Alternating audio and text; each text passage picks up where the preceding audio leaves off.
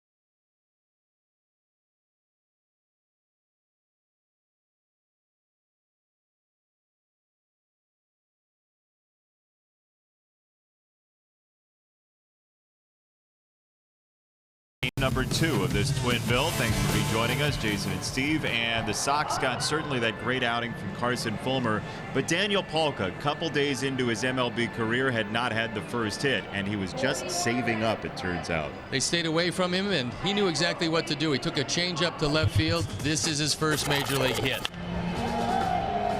So this is thrilling, certainly, but he wasn't done yet. In fact, he had 3 total before this one. He got a high changeup, took it out of the ballpark, and this is into the wind. He really crushed this one. At that point, 4 for 4. Turns out he went 4 for 5, but what a day for the young man. A day of firsts, and he also saw a winning effort on the part of the White Sox. Yeah, 8-0 the final score. He was a major contributor, and we talked to him after the game, and he said on the home run, he didn't even feel it. Well, that's what happens when you hit it right on the nose. He did that. They stayed high and away most of the time, and it cost him. What a thrilling day, a day he'll never forget, and hopefully a day where the Sox take 2 for the first time in a long time right here in Kansas City. Somebody had to hit the home runs. Matt Davidson didn't. All 3 of his hits stayed in the ballpark in game number 1. First pitch, not far away, Sox and Royals.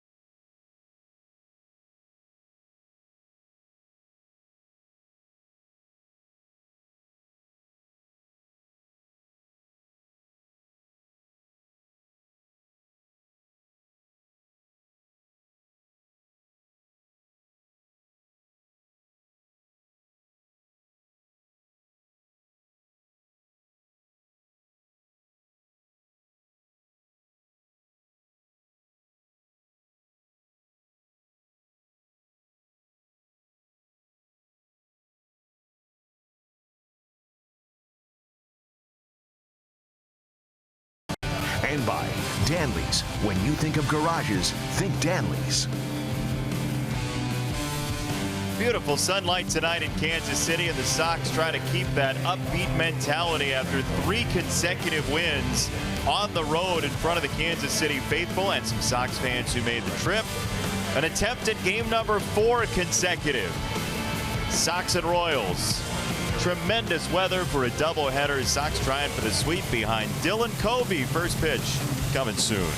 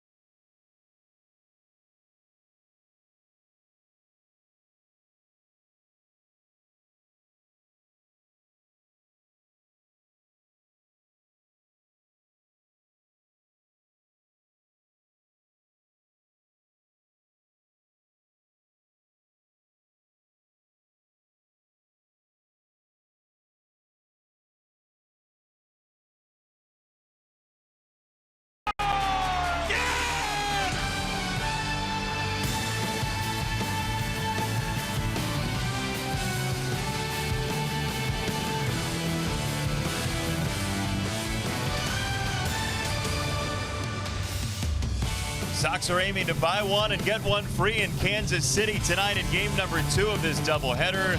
The Sox won game number 1 by the count of 8-0 behind a wonderful outing from Carson Fulmer. Thanks for joining us once again. Jason Benetti, Steve Stone along with you. Thank you for spending your day and night along with us. And the Sox, after that win in game 1, turned to a guy who's familiar from last year. Dylan Covey threw the ball well at times last year, but struggled overall at 0-7. However, he saw these Royals last year in this ballpark. Good changeup. Eric Hosmer goes down. Lorenzo Cain, an inside fastball, goes down. Alex Gordon has some trouble catching up to that one. And Dylan Covey looking to make some amends from last year where the ERA was way up there. He's facing Eric Skoglund, a big soft-tossing left-hander who last time out against Detroit didn't throw it particularly well. So it's 2 guys trying to make a mark, 2 guys trying to make an impression. Let's see how it plays out here tonight. Good news for Dylan is run support is likely. The Sox have averaged 7 runs per game in this series already, 3-0 in this set. So game 4 coming up. Covey versus Skoglund, your pitching matchup. And ride our carousel along with us. First pitch around the corner. White Sox.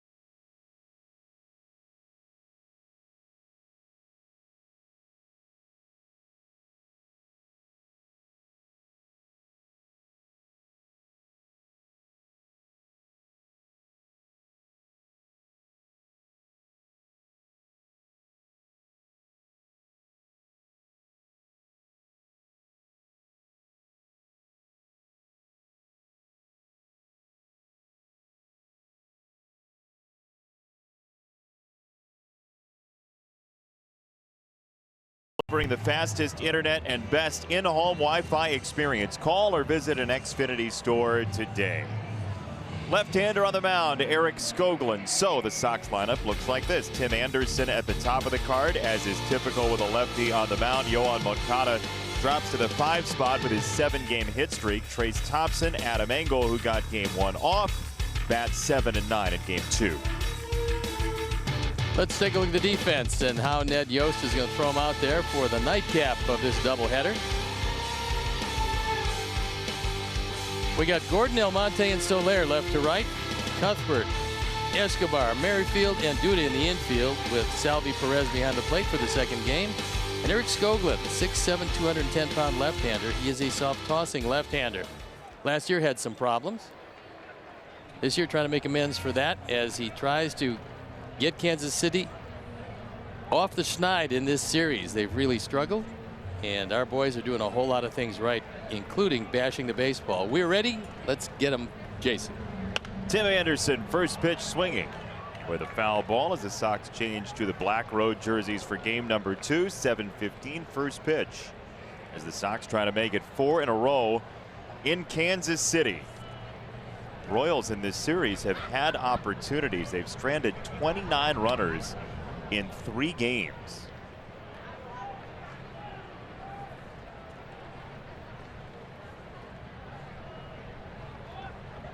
Left-hander on a UCF, Eric Skoglund.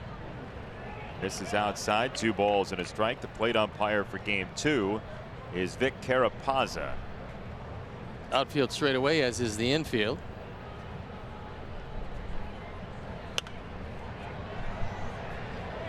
Tim Anderson, last 6 games, he's got at least 2 hits in 5 of those 6, and a good chunk of that came against Seattle, a team that he's just torched in his career.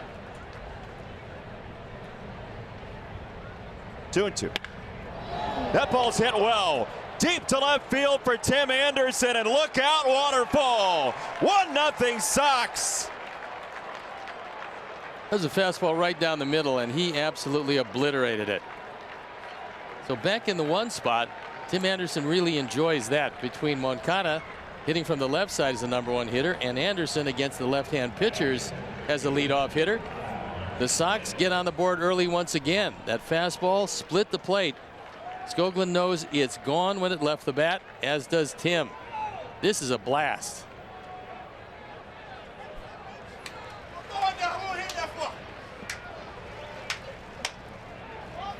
'30th career home run for Tim Anderson. And Yolmer swinging away, fouls it off. 414 feet off the bat of young Tim Anderson.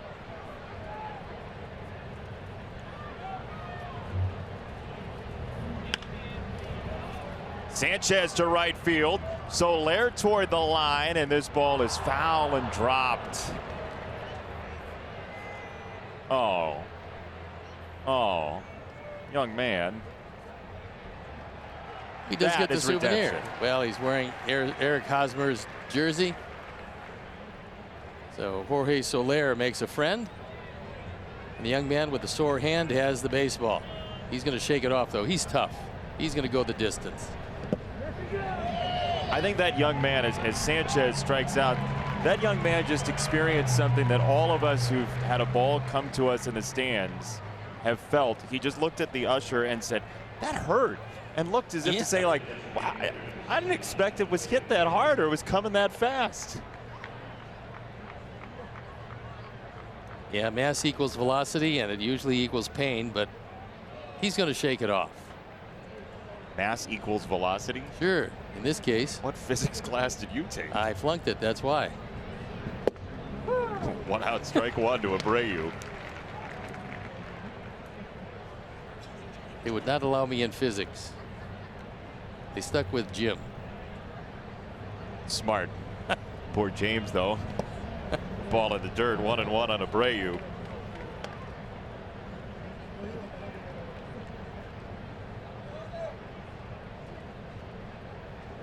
Hey, smile. We're putting that on Instagram, kid. Maybe we can monetize that somehow. Always looking to monetize.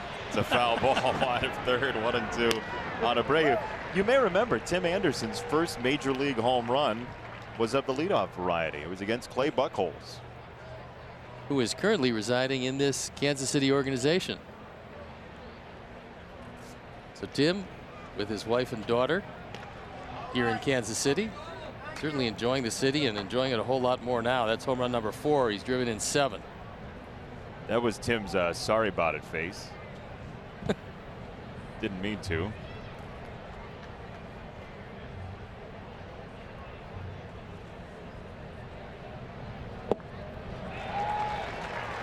Two down.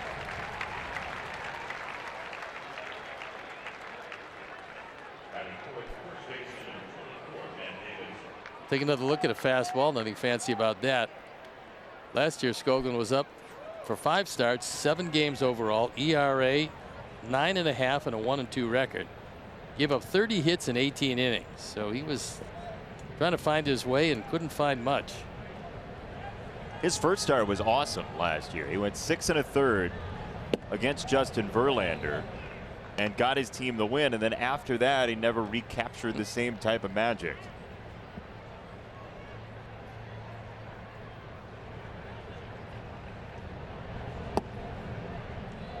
Two 2-0 on Davidson, who's 11 for 19 against Kansas City this year.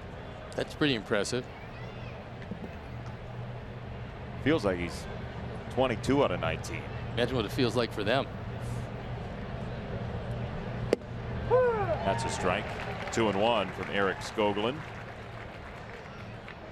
Skoglund keeps that breaking ball up, he's going to have some big problems. Overshift in the infield.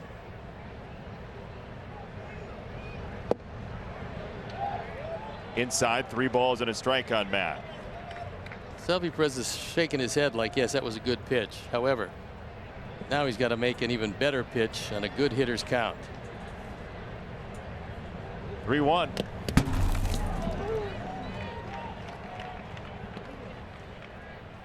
There's Moncada on deck, awaiting his first chance. Right-handed in this game, too.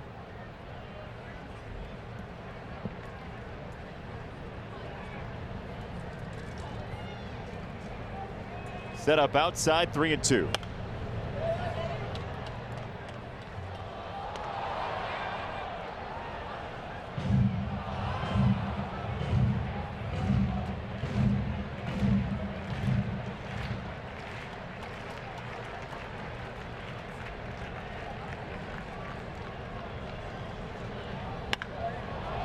That ball's hit well left field, but not deep enough. You just expect that it's going to be a homer off his bat. Tim Anderson, a leadoff homer. 1-0 Sox.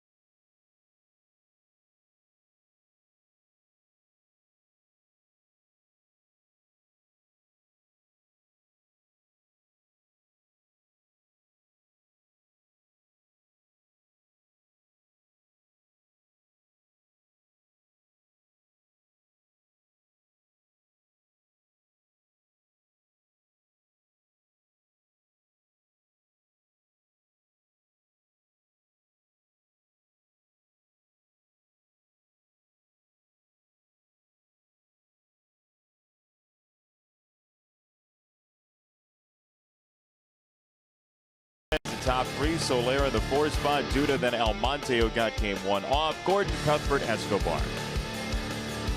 We'll look at the defense, and it is Garcia, Engel, and Thompson in the outfield with Yolmer, Tim, Yohan, and Matt in the infield. Omar Narvaez gets the nod behind the plate.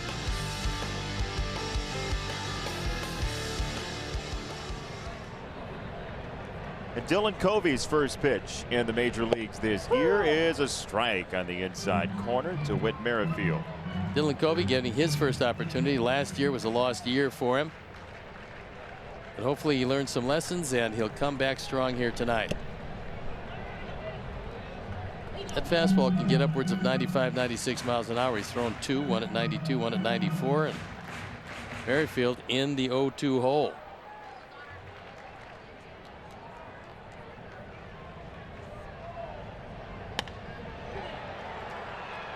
To right field, Trace Thompson for out number 1. Head to the park for $1 Vienna beef hot dogs every Wednesday home game this season. Take advantage of this unbeatable deal Wednesday, May 9th, with the Sox taking on the Pirates at 1:10 p.m. Day baseball with Pittsburgh. Get used to it. Sox have it on the road in Pittsburgh and at home against the Pirates as well. $1 hot dog day. A great day at the ballpark. Pirates are playing the Sox next opponent right now, the Cardinals. St. Louis in the lead in the National League Central right now and tied at 1 in the 5th inning with the Pirates.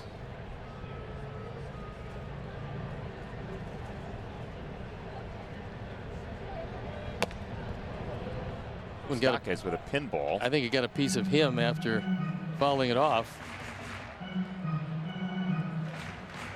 Dead pull hitter, as you can tell by the shift. Yolmer not wanting to get too deep early just in case Moustakas decides to lay one down, which he won't.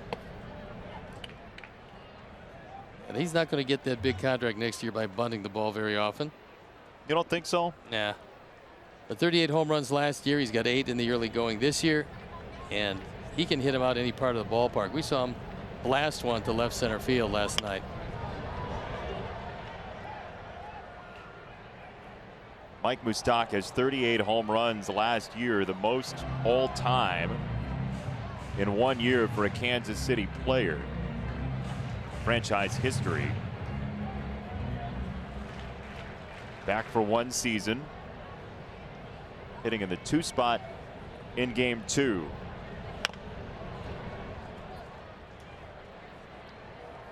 Jersley the play.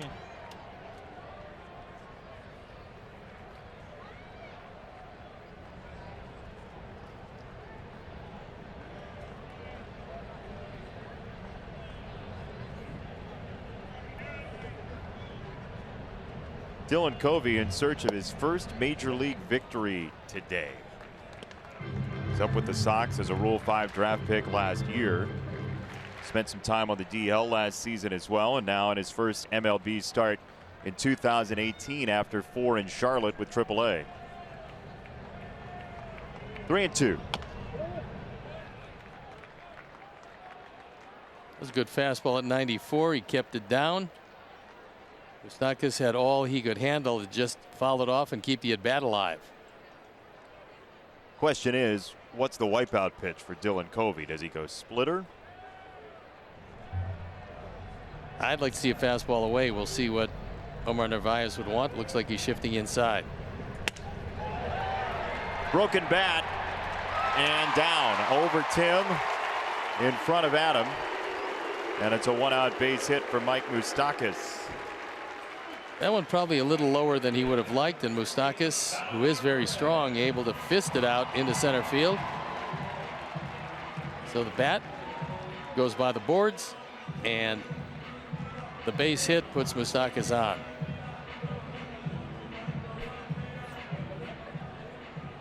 Hit number 5 in the series for Mike Moustakas.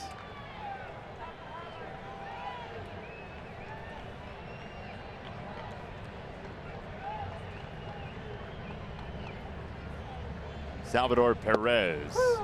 It's a breaking ball strike.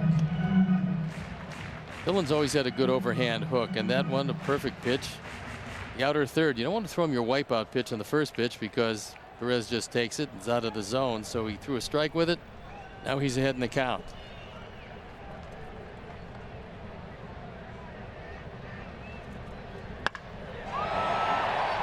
Line to left field by Perez toward the pole, and there will be no celebration on that one. It's strike number 2. Only 330 down the line, and that ball hooked in front of the pole. How about that for history? There's a Kirby Puckett jersey in the crowd, along with the youngsters.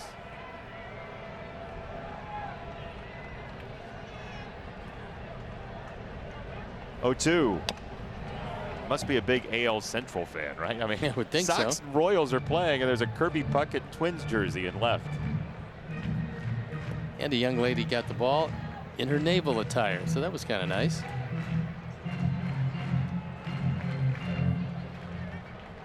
There she is, little sailor.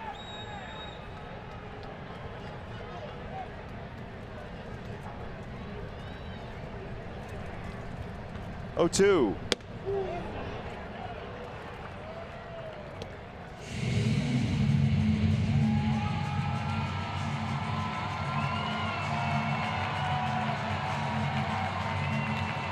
Team's 5-20, but you wouldn't be able to tell with the volume of the crowd as the Royals took the field pregame today. This fandom loves the Royals, always have. They've been rewarded with a couple of great years, but they've fallen on hard times once again. And the work will go to Dayton Moore and his staff. Dayton Moore put together a rebuild situation and parlayed it into a couple of great years. One game away from a World Series championship, only to see the next year and the championship in hand.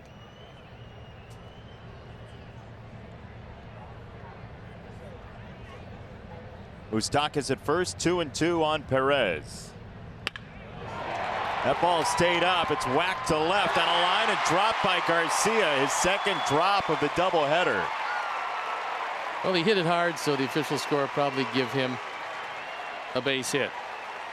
Actually, I do believe he lost this one in the lights. And it is ruled E7, but I think he lost it in the lights because he goes over at the last instant. Looked like he shied away from it. Here it is. And you see his head moved. He definitely lost that in the lights. So official score has had a bad series, and that was probably another one. I know general baseball rule is if you lose it in the lights, it shouldn't be an error, but I also think the pitcher shouldn't be harmed by it. Well, again, that's an argument for a team error, and I think we both agree that probably that would be a wise thing.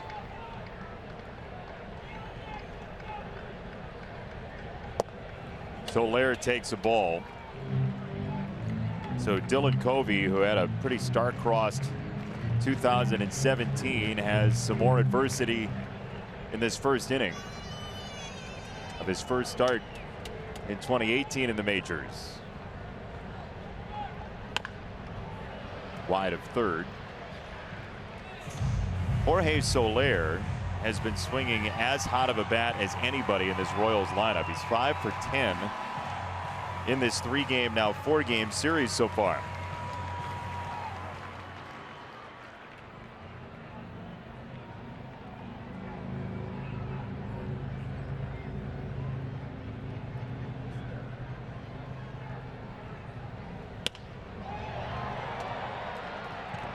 Right center field, Engel is over to make the catch.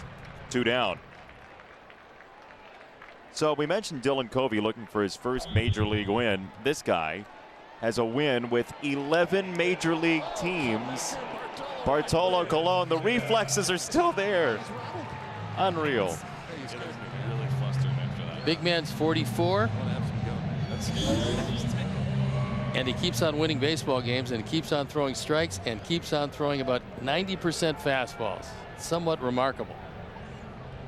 Made his major league debut April 4th, 1997. Pretty amazing. That was with the Cleveland Indians. Could he throw it hard in those days? Remember watching him pitch a game? 150 pitch complete game. On the 150th pitch, he threw it 100 miles an hour. And just when you think he's starting to wane, he picks it back up again. Takes a year off, regroups, gets a few stem cells, and comes back and pitches in the major leagues. It's really an amazing story for a guy that is universally loved wherever he's ever played, and he's played with a lot of teams, and teammates will tell you he's as good a teammate as anybody in the game. That 1997 Cleveland team that he began his career with had a 25-year-old Manny Ramirez on it and a 26-year-old Jim Thome. Pretty amazing.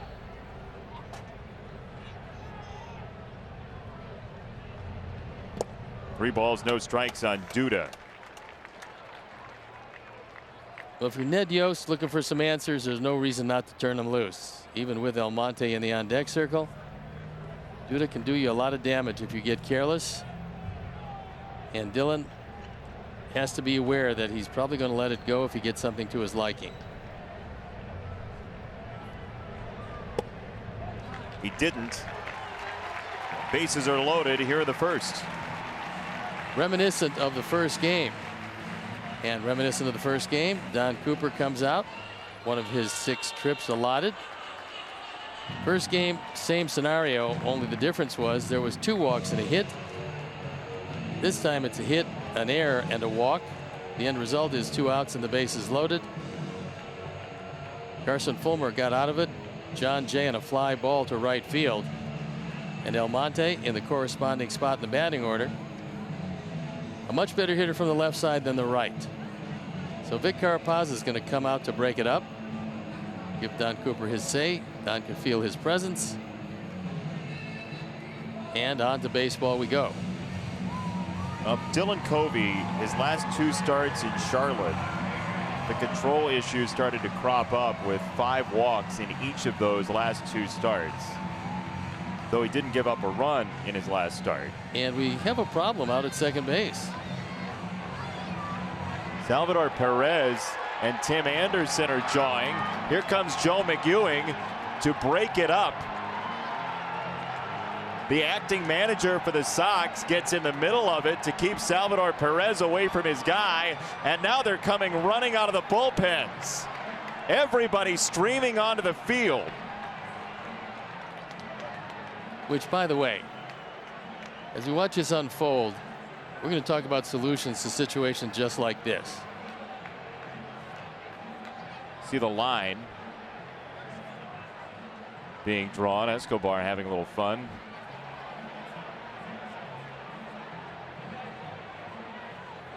So remember, Tim Anderson's responsible for the lone run in this game, and here as he's crossing home on the long ball, Salvador Perez had a couple things to say to Tim Anderson. I'm not sure what he could be unhappy about. All Tim was doing was pointing upstairs, probably at the man upstairs or the woman or whoever is upstairs. And Salvi took exception to that. Now Jerry Lane, who seems to be able to diffuse just about anything, will get us back to baseball. Todd Steverson out there. Everybody scattering back to their positions. Okada and Perez talking it over. Of the many things that happen in baseball, this appears to be one of the dumbest, only in that you've got 2 guys that have an argument. You have 4 umpires.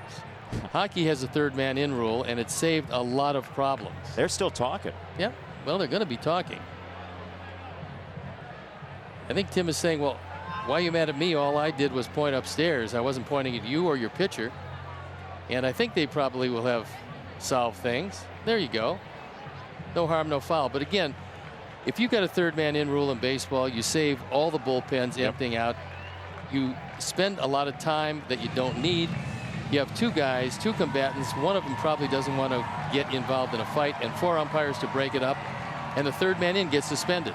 There's no fight. None of that would happen. Absolutely if you put none. that rule in and you say strict liability. Yeah, and you come out onto the field, you just get suspended. And also the 3rd man in, regardless of where he comes from, whether it's from second base or behind the plate, he gets suspended for pick a number, 7 days. And you don't have to worry about guys getting hurt on the periphery, because most of the guys in baseball fights get hurt on the periphery of fights. So if they want to do away with it, it's an easy fix, and they haven't done anything about it forever, so maybe we won't see it. You'd never have that obligation to come out of the dugout either. That one's hard hit. Tim Anderson bobbles it. and the Royals are going to get a run. Well, I think you can credit Salvi Perez with that because it appears to me like he might have screened Tim Anderson. So we'll see how it's scored officially. This is a single and a run batted in. So you see Salvi right now, he's kind of in the way of Tim. And this ball is hit. I think his big body really helped screen Tim on that play, but it does go as a base hit, and for Almonte, his 7th driven home. It's a tie game. The backhand attempt from Tim. A run in and a ball up on Alex Gordon, who's 3 for 11 in the series. What I was saying is you have this feeling, and we saw it with both clubs in that situation, where there are a couple stragglers on the bench that because everybody else is emptied out, they feel like they have to come out and they don't even want to. Well, what normally happens, being involved in a few of those in the course of 14 years, you're sitting there, you're talking about where you had dinner last night or something along those lines, and all of a sudden you're supposed to be instantly incensed by something that you have no idea about. You go out there to protect your teammates, certainly, and then somebody hits you in the back of the head from the bullpen. Doesn't make a lot of sense to me. It didn't make a lot of sense to me then. Certainly doesn't make a lot of sense to me now.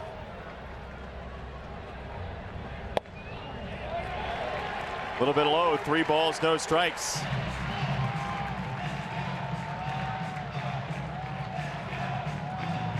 Remember Chris Singleton talking about that fight between the Sox and Tigers a bunch of years ago in 2000. He said he was just looking for somebody to talk to on the outskirts, so he seemed like he was paired up with somebody. Yep, that's usually what happens.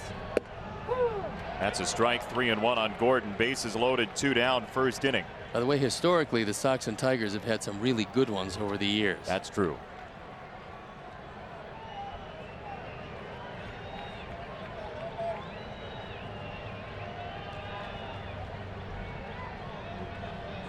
Three and one. Years ago, and this was a long time ago, Tigers had the biggest team I had ever seen, and it was 73, and they had Frank Howard on the team, and they had one Gates of the biggest Brown. people in history. They had Gates Brown, Ike Brown, they had Willie Horton, and Willie Horton and Frank Howard could take care of any team by themselves. And in one fight, Frank Howard got in the middle of the infield, put out his hands and yelled enough, and that stopped the fight. He didn't have to throw a punch or grab anybody. Pitch number 31. Roped into right. Perez is home, Duda follows, and the Royals have a 3-1 lead.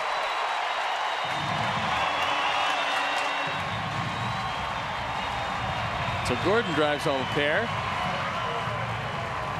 And Dylan Covey, the beneficiary of some lackluster defense. That fastball down, rocketed up the middle. And Alex Gordon, who's shown a few signs of life in this series, drives home a pair.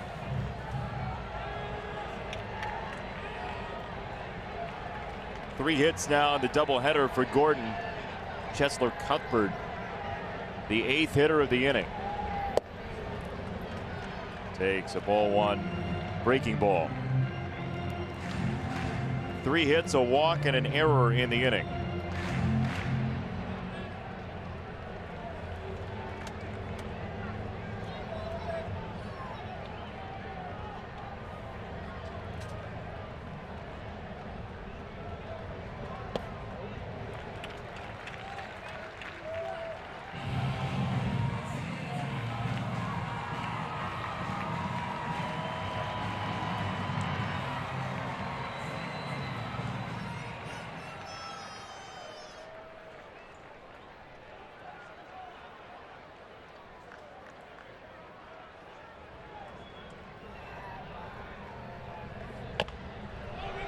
Big chopper.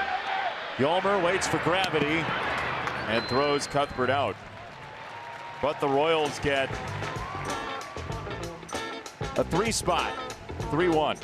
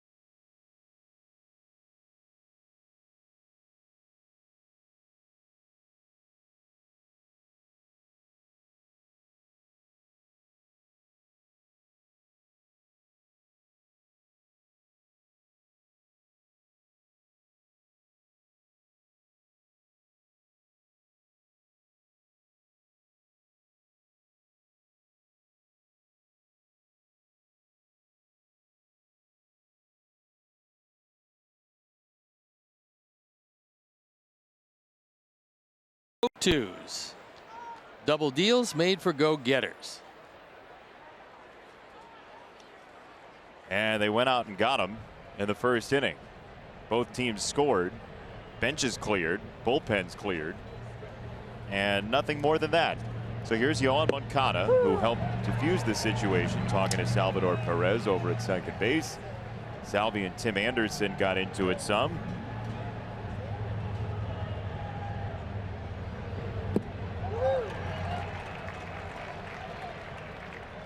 All stemming from the leadoff home run from Tim Anderson. Gave the Sox a very brief lead at 1-0.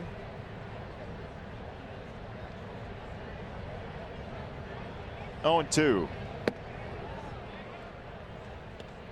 You would hope that's the last of it. You wouldn't necessarily assume it's the last of it, but you'd hope. Well, you got a very frustrated Kansas City team. 5-20. It's been just a terrible start for them. And Perez is one of the leaders on this team. So we'll take a look at Joe McEwing as he puts his arm around Tim Anderson.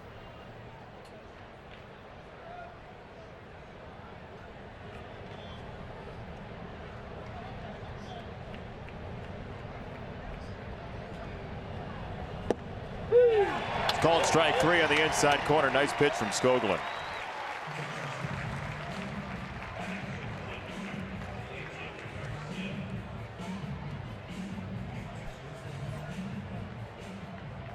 Good soft breaking ball, and it's right there.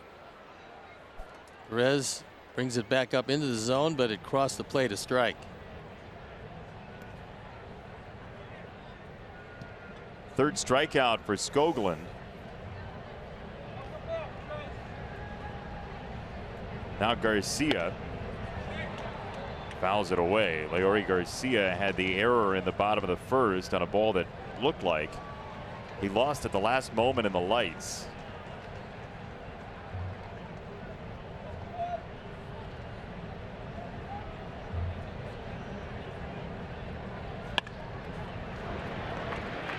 Merrifield. 2 gone.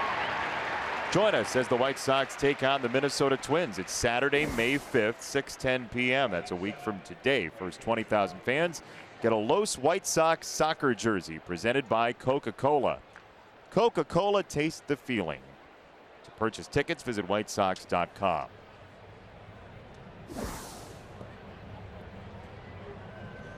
Two out for Trace Thompson. Trace has been hitting it pretty well to right and right center field.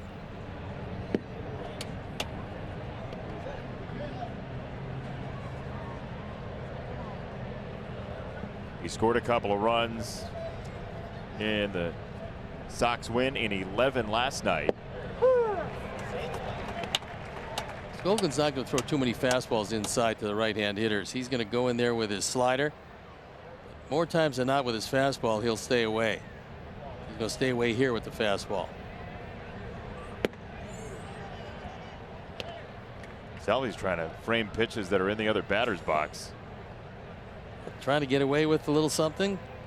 Convince Vic Carapazza that the pitches are better than they are.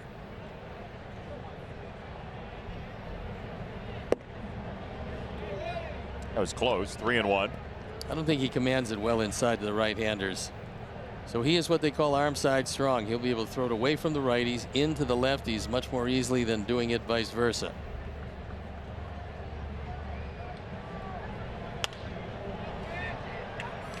Pop up first base side. Duda over his shoulder makes the catch. 6 in a row retired by Skoglund.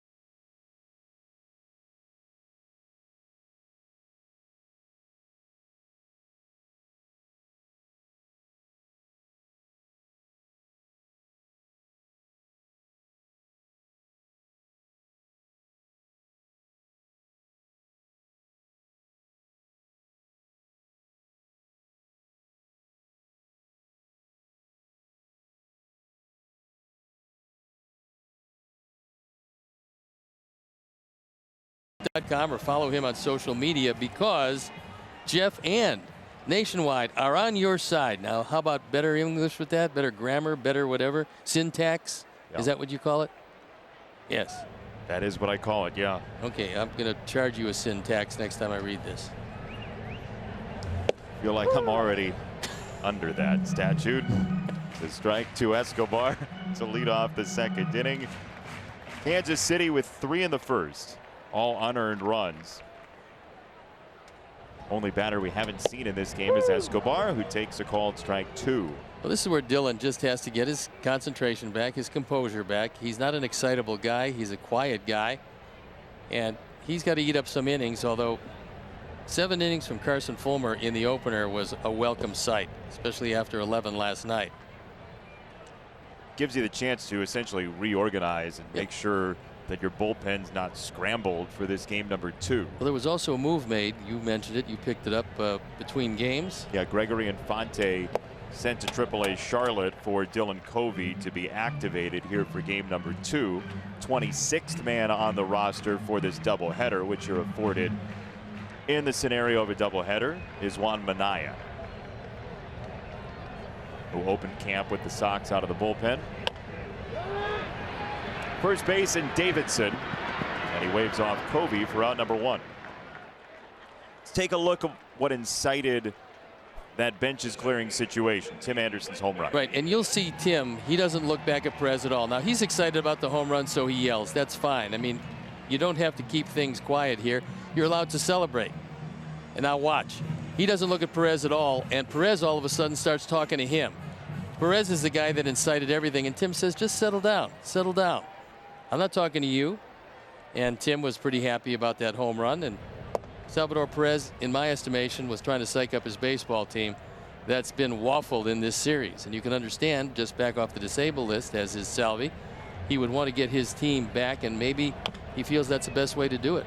Like a coach drawing a technical foul, manager getting ejected, whatever it might be. Because he is one of the leaders, if not the leader, of this entire team. So, unfortunately, both benches emptied. Fortunately, nobody was hurt.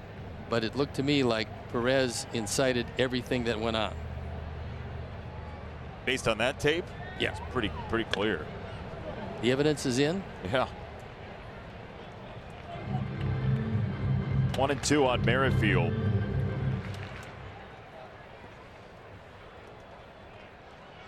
I mean, the only thing you could say that Salvador Perez might even think about saying is go into your home run trot faster.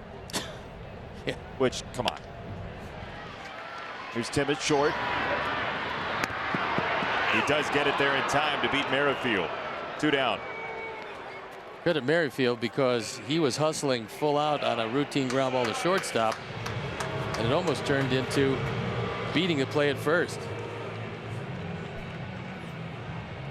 Tim has some problems corralling this, but eventually pours it across and gets him by a half step.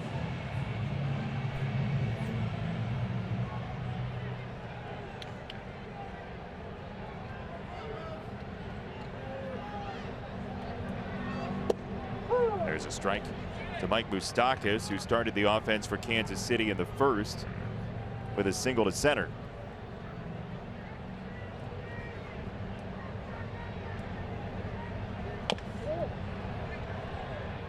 Chopper foul, first base side. Take a look at the GMC Farm Report. Kannapolis played earlier today, an 11-inning loss for the Intimidators. Laz Rivera 2 for 4 with a couple of singles in the game, but the Lakewood Blue Claws up in New Jersey. Boy, that South Atlantic League is full of really entertaining bus rides, isn't it? How about the Charlotte area to New Jersey? That's not so bad. Oh boy. As long as we're not taking it. Little tapper, Covey off the mound, whistles it down the first base line. He had some time with Moustakas running, and it goes E1 as Dylan Covey felt he didn't have enough time to catch it in his glove. He did barehand it and probably didn't get a grip on it.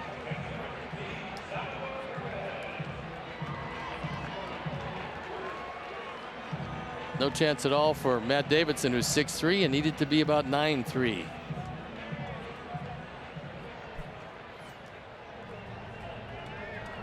So the error is the second against the Sox in the game. 1 run, 1 hit, 2 errors for the Sox right now. As here is Salvador Perez, who scored in the first. To third, and Sanchez across the way for out number 3. Without incident, we played the second inning.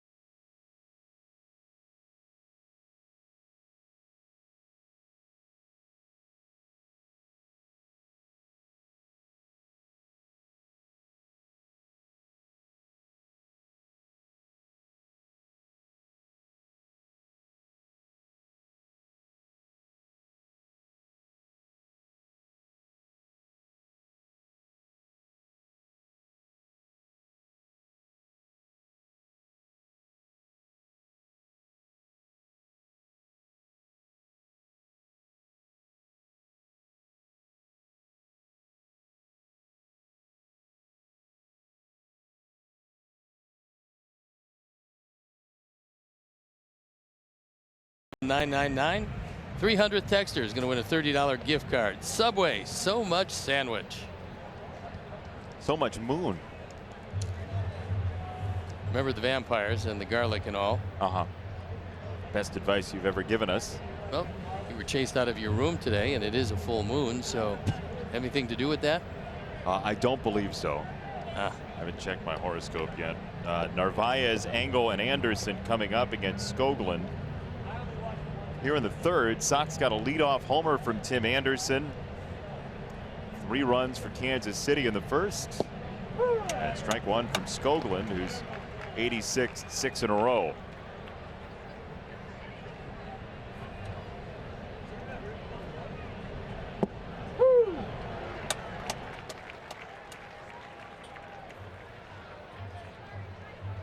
Omar came in late in game 1 and got 1 at bat.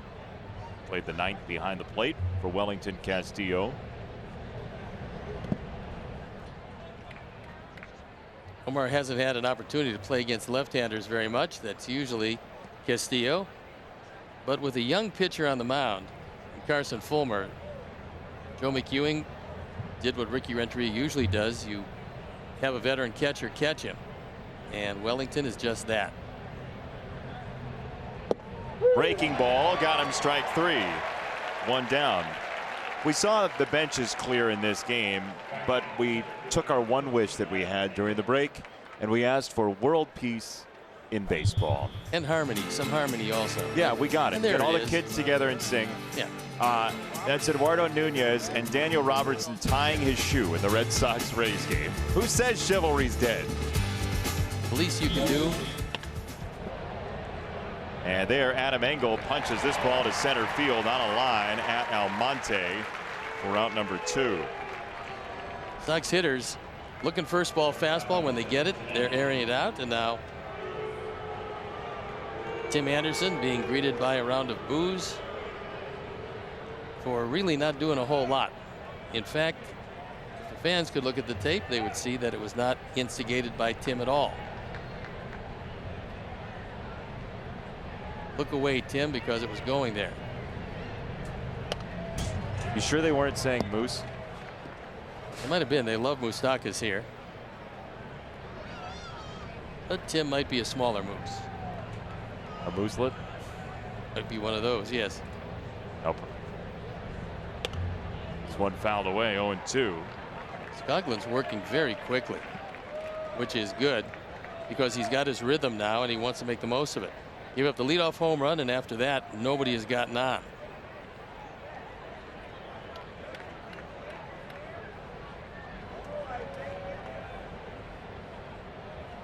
Oh, 2. Check swing. He didn't go. 1 ball, 2 strikes.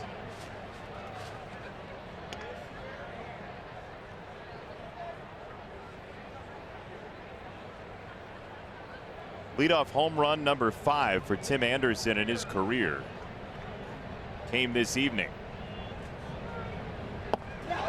Skoglund punches him out. 5 strikeouts for Eric Skoglund tonight.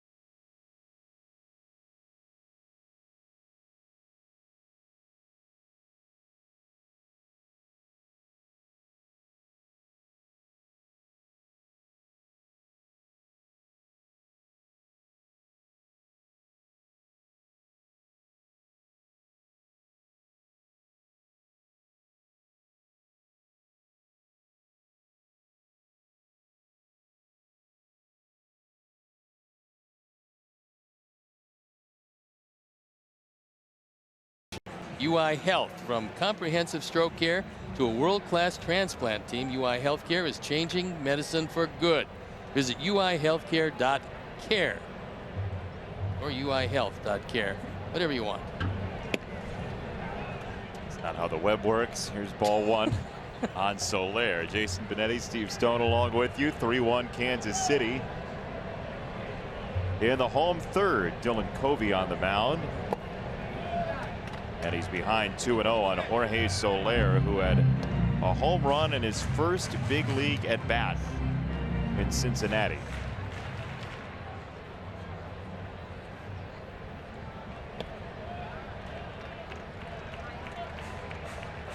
Remember the questions that we posed during game number 1 regarding Daniel Palka? Yes.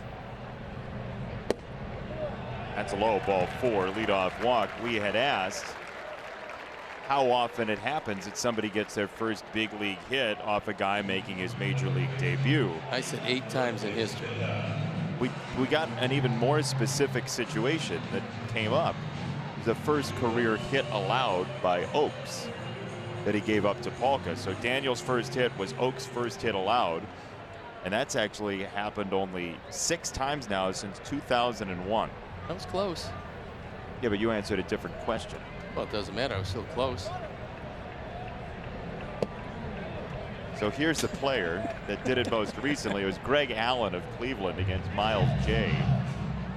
Gerard Dyson did it, former Kansas City Royal. He was with Kansas City. It was September of 2010 against Bobby Kramer. Justin Turner, now of the Dodgers, of course, but he was with the Orioles when it happened against Mike Dunn. Andy Cannizaro of the Yankees in 2006 against Baltimore's Brian Burris, among others. There you go. So it's fairly rare what we saw in game number 1. It is that. Thanks to Stats Inc. and Joe Grube.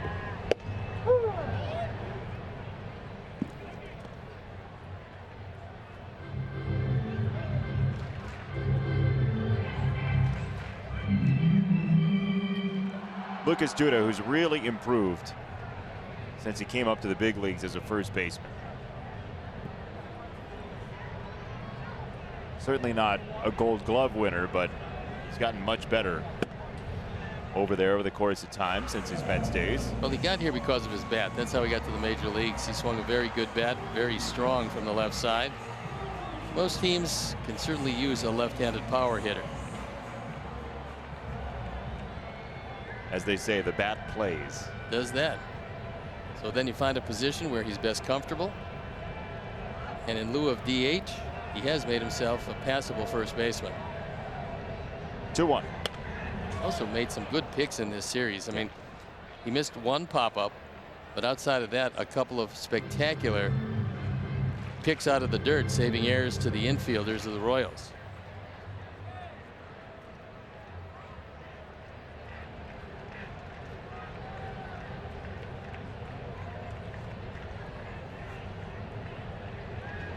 Major shift is on, so the double play would look a little different than normal. Called strike 3 in the low portion of the zone, and Dylan Covey's got his first strikeout of the year in Major League Baseball. A lot of left-handers give up on this one. You see where Omar wants it. Throws it right there. Good movement. Duda probably thought it was down. We'll take a look at where it passes the knee, and it passed the upper part of the right knee, so that's a good strike, even by rule book definition. Yeah, it got one knee. Yep, that's all you need. Yeah. Almonte now with 1 on, 1 out in the 3rd.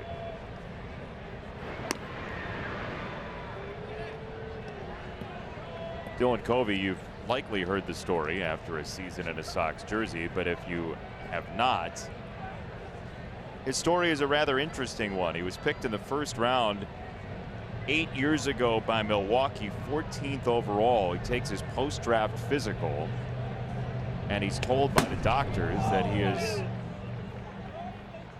somebody with type 1 diabetes. So he ends up not signing with Milwaukee. He goes to play at the University of San Diego, where he played with Chris Bryant. And then eventually he gets drafted in the 4th round by Oakland in 2013. Coming over to the Sox as a Rule 5 draft. Oakland had to protect him via the major leagues. They did not. They protected him AAA, meaning that the Sox could take him in the draft. If they did, I believe it's $50,000, and then he has to stay on your major league team. If you drop him to the minor league team, you have to offer him back to the team which you got him from, in this case Oakland, for half the price. So the Sox protect him. They loved his arm. They still like his arm, and hoping that he can harness his control. Kicks away from Narvaez. He gets to it, throws it, and it's not in time. Soler to second base with a belly flop.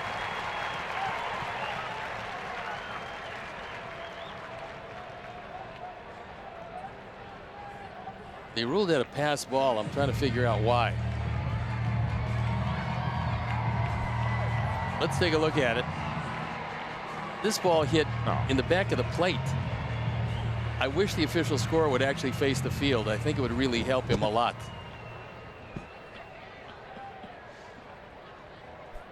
There's honestly been some of the worst calls I've ever seen scoring in this series.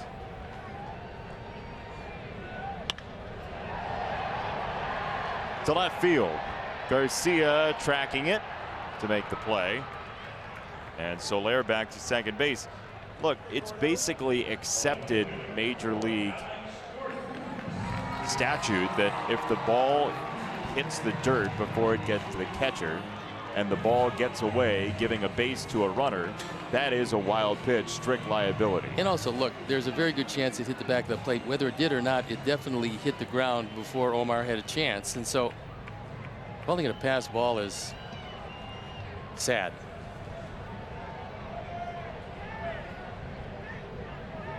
I hope your spirits rise. Well, I think they will with the next bad call. It's a strike to Gordon, who drove in a couple of the first. Watch it again and watch it hit. It hits in front of him. And yes, could he have blocked it? He could have. But the ball hits a foot in front of him. Oh well. Hopefully he was watching that. A friendly official score. Off speed away is strike 2. It's on Gordon. Soler at second, 2 down, third inning.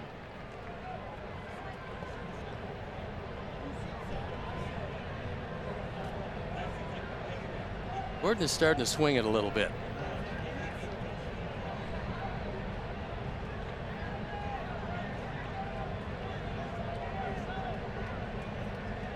Oh, 2.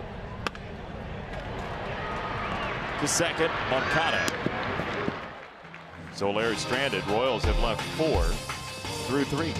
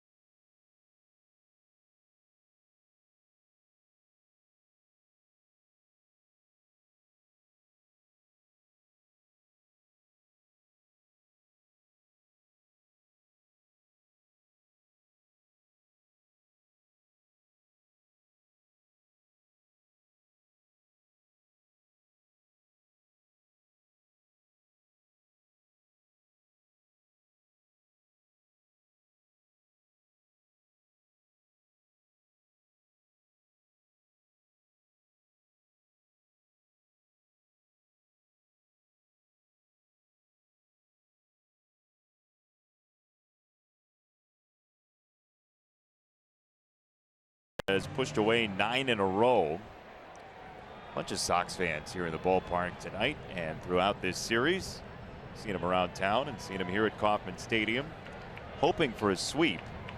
We need a comeback in this game as Yolmer takes a breaking ball strike. That's curveball number 16 out of 41 pitches tonight for Skoglund. Skoglund has a good curveball tonight. I know why he's depending on it.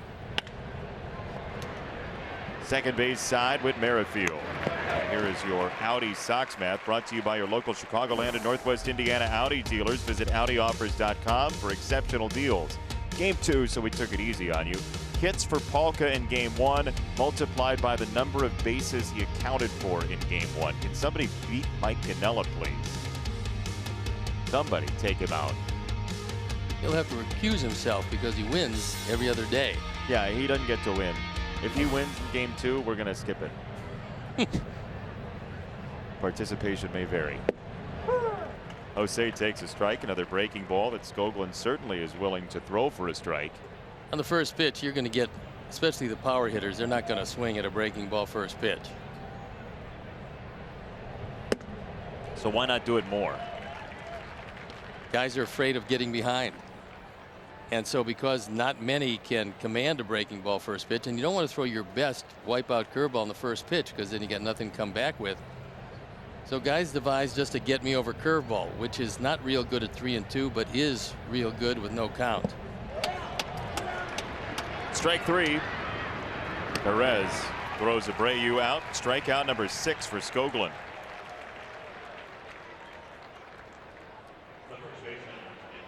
His ERA right now looks like a mirage. He's a guy that was drafted in the 3rd round, so they thought very highly of him. He's a big man at 6'7", weighs around 220 pounds.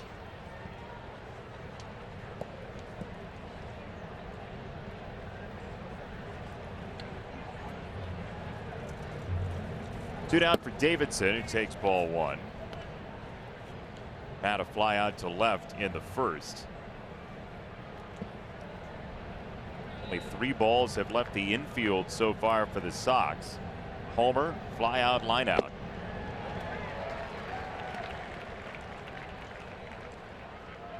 Skoglund's got his rhythm and he's staying in it. Working very quickly and going right at Sox hitters.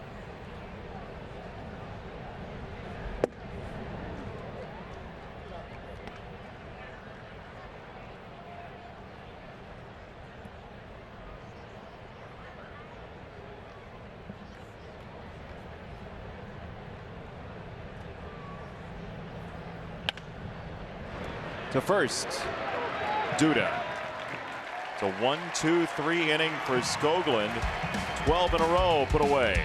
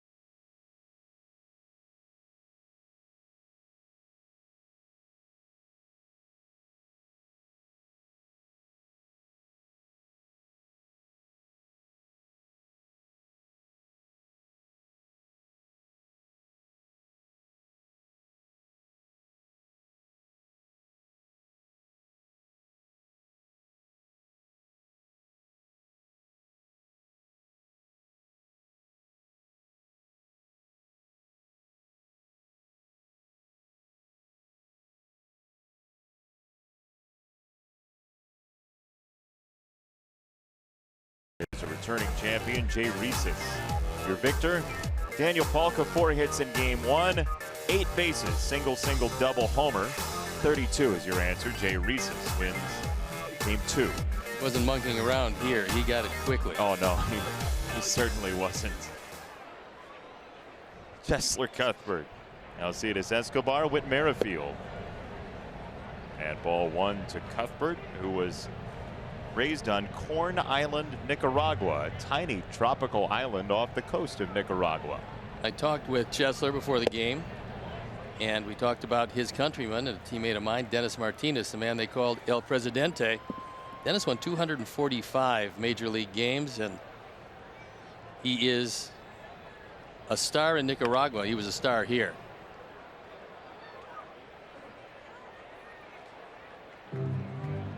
Dennis Martinez and Bartolo Colon together. Martinez's last year was 1998. Colon's first year, 1997. They overlap from 1976 to 2018. How about that? Covey got it inside on Cuthbert. 1 away. But between innings, I gave Rex Hudler a Rex Hudler because Rex always comes over here very excited and animated about things that went on. And I went over into his booth where he shares with Ryan Lefevre, and commiserated about the official score. Is he awake? Rex is awake. Rex is always awake. He is. In fact, this is really low key for him. I've never seen him less animated than this. He's actually talking about what he's going to have after the game tonight. Base hit for Escobar. So you went into the booth. And we talked about some of the assorted official scoring decisions. They couldn't quite understand it either, so I just wanted to see if I was sane or not. And I know that I'm not, but I just want to see if they thought that I was not. Yeah, this is not going to be the determinative moment on whether or not you're sane.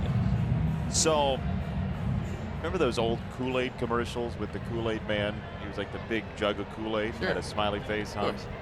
And he always used to go breaking down walls, jumping into a room. Not so much that, but I remember the condensation. Okay, well, he did it on Family Guy too. Rex is basically the Kool-Aid man. He bursts through the door and has something really energetic, but a great guy. Yes, he is. Wonderful player, a utility guy in large part, but boy, did he have a mighty fine career. And he did it with a lot of intensity.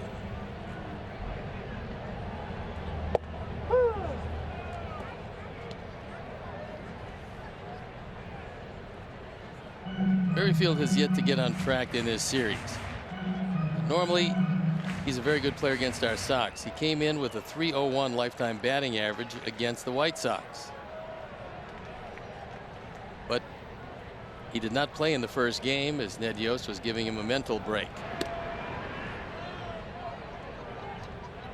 Well, you saw when he was facing Carson Fulmer exactly how good the SEC has become in college baseball as well. Fulmer on that College World Series championship team for Vanderbilt. Merrifield, same deal at South Carolina alongside Jackie Bradley Jr. with the Gamecocks, and that has become the top league for college baseball in the country. I don't think Witt saw that very well. That fastball up and out of the zone. Sometimes you just make up your mind you're going to swing if you get the pitch you're looking for, and that pitch is usually a fastball. And it was.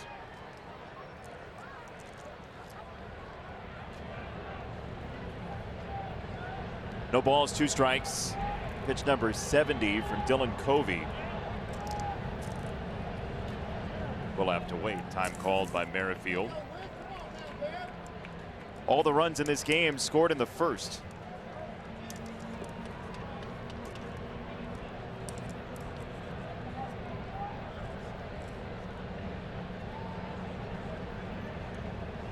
Oh, 2.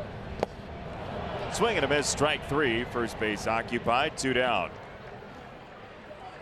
Your 2018 Chicago White Sox are presented by Guaranteed Rate, your trusted teammate throughout the mortgage process. Experience the difference today at rate.com.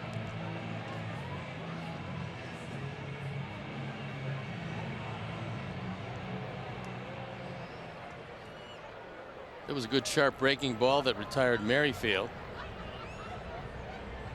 So after that first inning, featuring 3 unearned runs, Covey has thrown pretty well.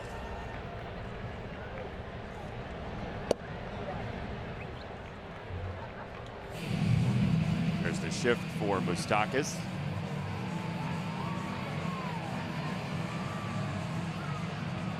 Yolmer in infield solitary for the moment. It is astonishing how many times with only one lone defender on one side of the infield the ball is hit right at him.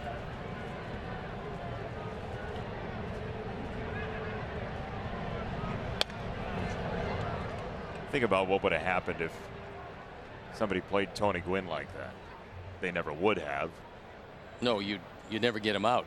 You wouldn't. Because he could look away, hit the ball exactly where he wanted to, and it didn't matter where the pitch was. If he wanted to inside out it, he could do that easily. Tony Gwynn, just a master of handling the bat. And a wonderful human being on top of it. There are certainly others who fall into that category too. Giroux could do the same thing. Ichiro could do the same thing. He could pretty much hit it where he wanted to.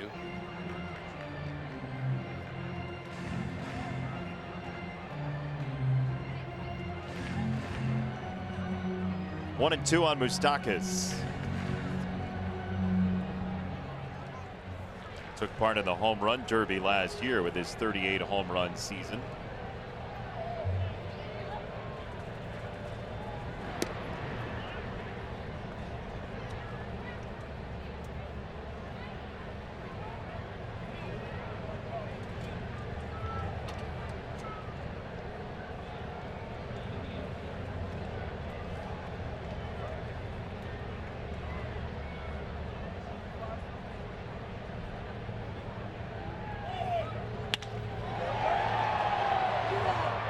Garcia in left makes the catch, and that does it for the fourth inning. Still 3-1.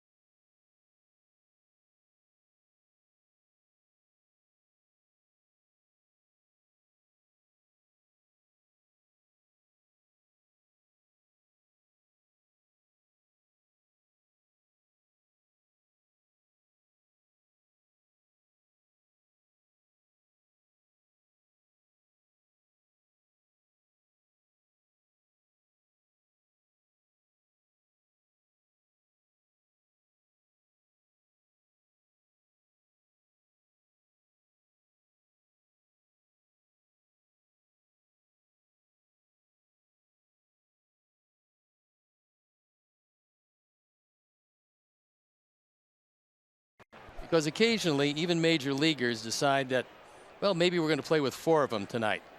Escobar looks, he retreats to first base when he sees the ball caught. The only problem being, of course, that that is the 3rd out of the inning and he should be on third base, and he is not. Yeah, know how many outs there are. Moncada to right field and 1 away. Especially know how many outs there are when it's on your jersey. He is number 2.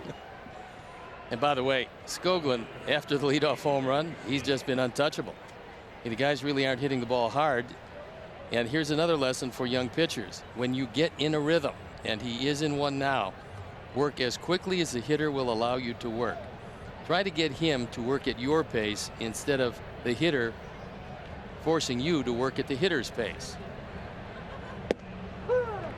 To your point, average velocity off the bat tonight against Skoglund is under 86 miles an hour. I mean, he just kept the ball off the sweet spot because he stands on the mound, gets it, takes a look into Perez, and then just throws the ball. Now, Perez had to slow him down. He told him to shake off 2 signs. He didn't want to shake off any. You see catcher doing that every now and then. He will either hang a sign or not, and then just shake his head, meaning, okay, shake it off, shake me off, because we want to put a thought in the hitter's mind that you're changing to something. And there's a veteran catcher trying to help his young pitcher out, and so far he's got him working in a great rhythm. With the idea then being you've got the hitter in his mind thinking that you're thinking something that you weren't thinking. Well, you're working really quickly, and all of a sudden you slow it down to shake off a couple of pitches. So if the hitter's thinking fastball, the hitter probably thinks, okay, well, now maybe something else is coming. 2-1.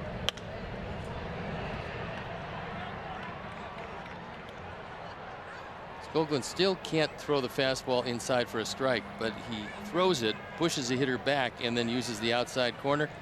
which is where he's most comfortable with that fastball. It's been the curveball tonight that's been something special. Right there. Yes, sir. 2 down from Skoglund, the left-hander. We'll take another look at it as a valiant last-second hack goes for naught. You got to try to hit that ball out front and take it right back up the middle, because if you wait for it to get deep, hitters do what's called casting, which is going out and trying to get it. If you hit it at all, you're going to yank it foul. So the real key is to lead with the knob of the bat and then come through. You can keep it fair that way. You can hit the ball out front. But if you wait for it to get deep, you've got no chance.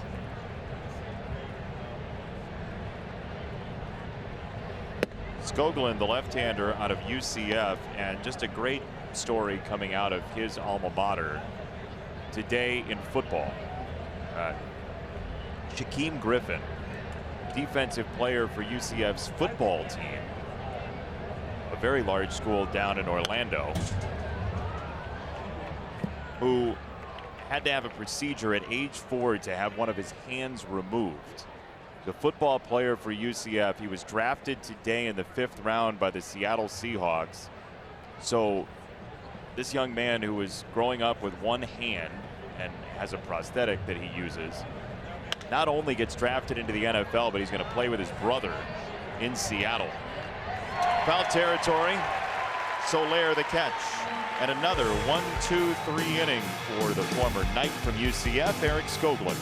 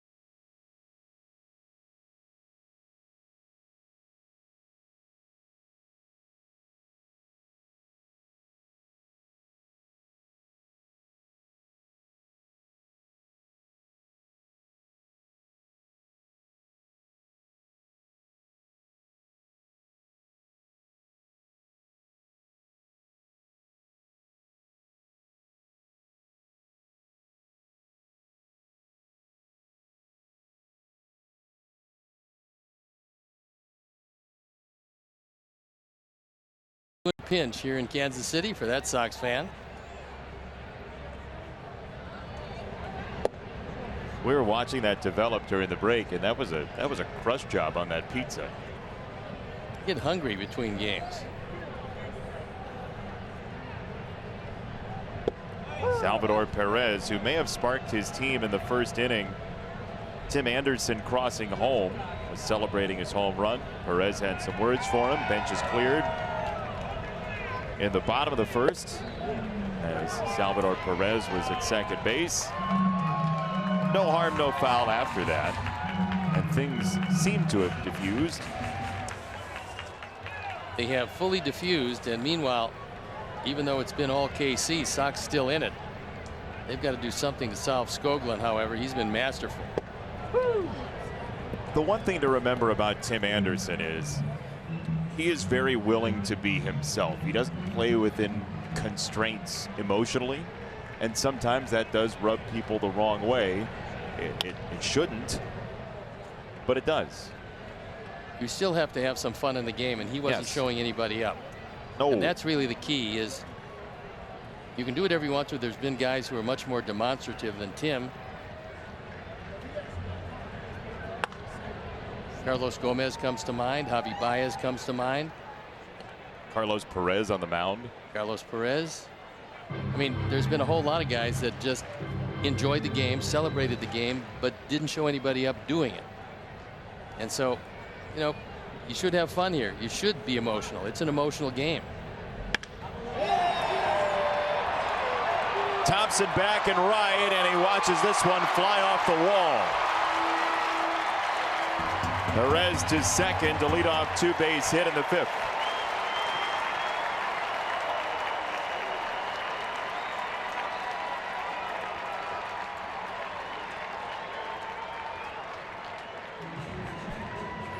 What wind there is blowing in, and so Perez hits his ball awfully hard.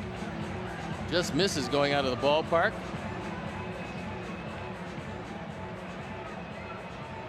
Trace goes back and cannot get to it. Plays the carom nicely, and Perez shows you how strong he is. Then again, if he was that strong, it'd have gone out. Well, that's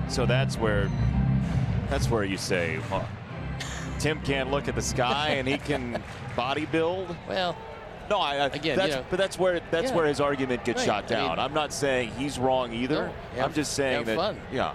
Have fun during the game. Just don't show anybody up, and they didn't. Down the line, fair ball. Soler has scorched the baseball in this series. Perez is coming home, and the Royals lead 4-1.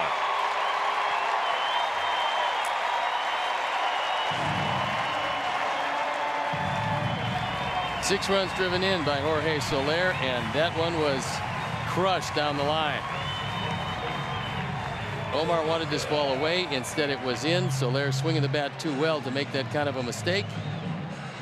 And it goes for 2.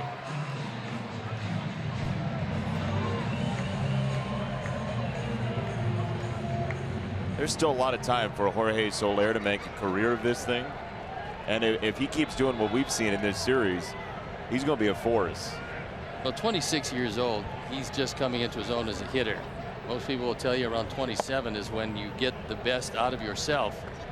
So he's right there. He's at the point now where all of that potential, and there was enormous potential when he came up with the Cubs. He had some minor league issues, some off the field issues. However, seems to have straightened everything out. They do enjoy having him here in Kansas City. He's getting his opportunity because of a suspension. And whatever opportunity you get here, you have to make the most of it. He's at the point now where he can make the most of it. At least in this series, he's swinging it very well. He's 6 for 12. Half of those hits for extra bases. And 4 walks to go with only 1 strikeout. Left field, Garcia gets there, and this is a double play waiting to happen. Soler is out at second base. And there's occasionally that. So a fine play by Liuri this time does not get distracted by the lights at all. A sliding grab turns it into 2. So our Danley's defensive play is this one. This time Liuri gets a good angle on the ball so that there's no way that the lights can blind him, and Yohan just goes back, steps on the bag, a line drive into a double play.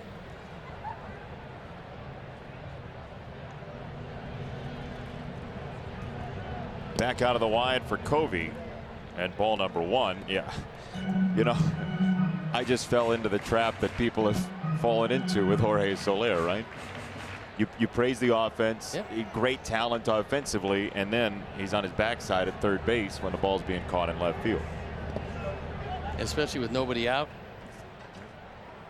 If the ball falls, there's a good chance you're going to score. If not, it's going to be first and third and nobody out. Instead, base is clean and 2 outs.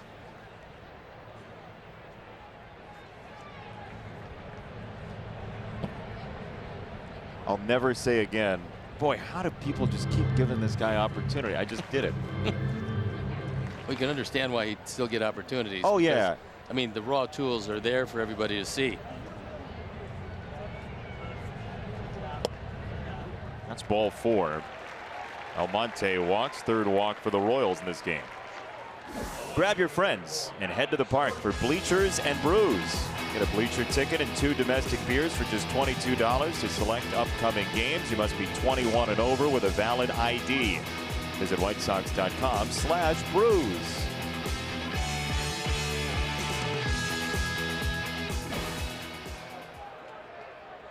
That's how you do baseball right there. Sit in the bleachers, have a couple drinks, enjoy it.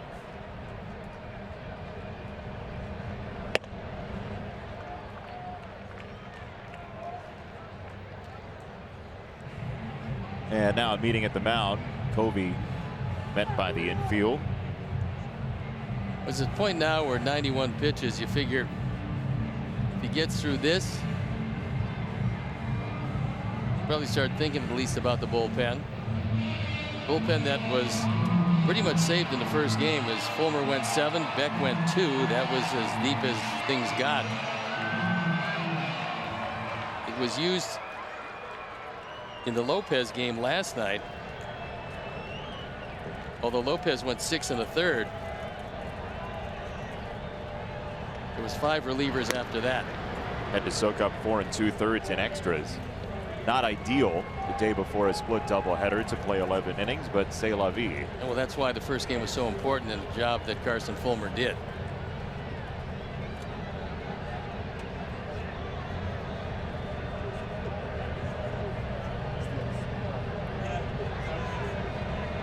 Another throw to first on Almonte. Sox are certainly not out of this game. The Royals bullpen has struggled this year. I heard you and Hawk on Sunday talking about who the most generous athletes are, and on that list has to be the 2018 Royals bullpen so far. It's been tough for them, but they do have Kelvin Herrera, and he's tough for everybody. He's given up nothing this year, and we saw him, we've seen him in this series. This was a guy that was a setup man for the most part his whole life, until finally, by a matter of attrition, by all of the closers leaving Kansas City, Herrera got a chance to close, and he's been lights out. He's given up nothing. Wade Davis, Joaquin Soria, and Greg Holland. He was here very good. Almonte is out. Caught stealing by Narvaez. We'll go to the 6th.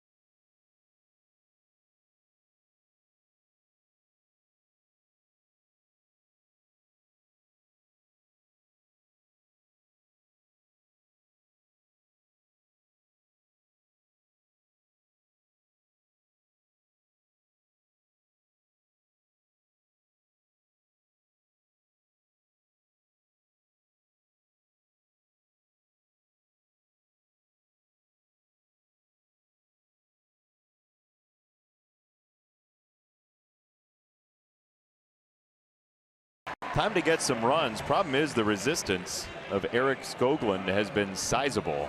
Why don't we start with some hits first? Because after the leadoff home run by Tim Anderson, that's been it. He's retired everybody since. So 15 straight retired by Skoglund, and nobody's really hitting the ball hard at all. They just played It's Not Unusual by Tom Jones at the ballpark. We imagine that 10 plays of What's New Pussycat will follow. It's a good comedy bit. Here's Omar, then Engel and Tim Anderson in the 6th inning. Skoglund with a breaking ball for a strike. So now 22 curveballs for Skoglund, 8 called strikes, 5 swinging strikes. You, Mr. Curveball, have got to appreciate this. Well, if it's going well for you, you might as well use it. Omar breaks it up. First hit for the Sox since the leadoff home run. I don't say you throw Omar a curveball every pitch, but he looks so bad on the breaking ball that you throw him a fastball, and especially a fastball middle in. He takes it back up the middle, so that breaks the streak.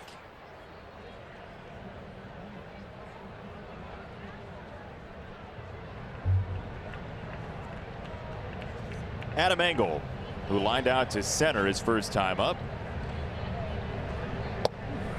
Adam had a great bunt in last night's game, a sacrifice safety squeeze that got Leori Garcia home in inning number 2. Well, this one cries out for a push bunt to the right side for the very reason that Merrifield's him back at second base, so he can't enter into the equation at first.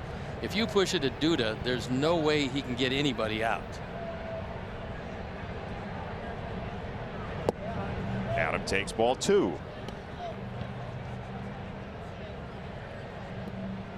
Yeah, no shape-shifting defensively for the Royals. Merrifield still to the left of second base. And Skoglund, like most lefties, falls off the mound to the third base side, so the right side completely vacated. The only shot that Duda would have would be a force at second. Now Merrifield moves over to second. And with that, Adam holsters the bunt, and it's 3-0. Well, it took Ned Yost a couple of pitches to figure out that they were giving a base hit on the right side, so Merrifield now, instead of the severe shift, moves back to where he is. It's still there, though, really. Could very well be. Have to be a better bunt, certainly. Yeah.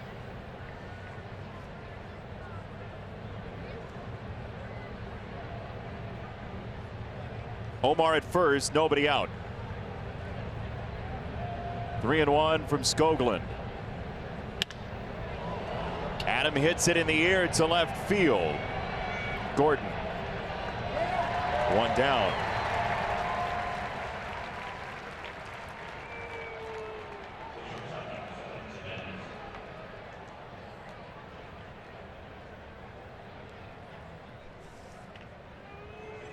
Our fourth drive of the game came as the leadoff hitter. Tim Anderson takes it deep. You can visit your local Ford store, buyfordnow.com, and you can see 105 miles an hour exit velocity. Tim very happy. Then he gets an earful from Salvi Perez, led to a bit of a confrontation at second base. Benches and bullpens cleared and nothing happened, which is a good thing. I'm with you on that. No need for any of that. Not at that point, not over that.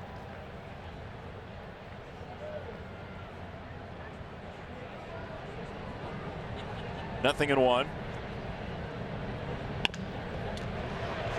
Escobar, Merrifield, double play. Skoglund gets the ground ball. The single's wiped out. Bottom 6 next.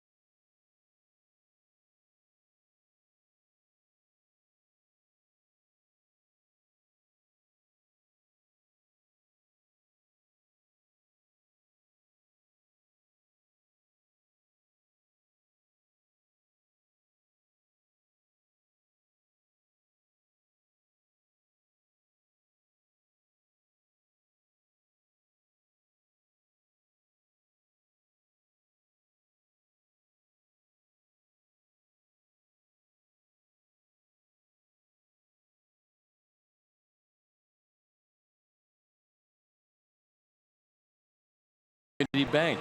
Go to wintrust.com/White Sox to learn more. Wintrust Community Bank, member FDIC. Dylan Covey just one earned run tonight in his first major league start of 2018, up from AAA Charlotte. And he'll face Alex Gordon first in the 6th. Dylan's job is to help out the bullpen in game 2 of this doubleheader.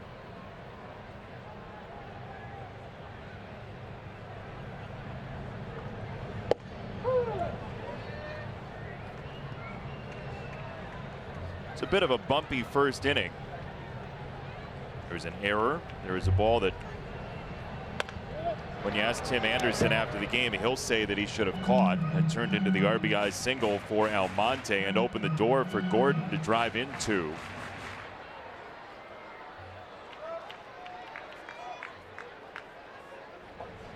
One, two. Second base. Go on for round number 1. The White Sox Charities Car Raffle is back by popular demand. Enter for your chance to win a White Sox themed Mazda CX-3 courtesy of CJ Wilson Mazda. Buy your raffle tickets at the park or online right now. WhiteSox.com/SoxCar today. You can do it right now while you're watching the game to enter for that Mazda CX-3 raffle. One down for Cuthbert.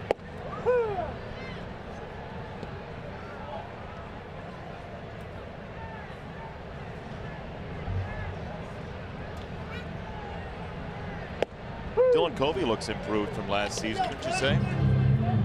He's thrown it very well at times. He had some problems not of his own making in the first inning, but did give up a couple of singles and a walk after the error that helped open the floodgates.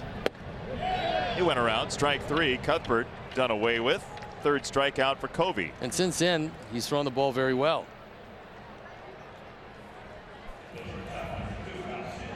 This has a little life on it. A little cut to it, and Cuthbert can do nothing with it.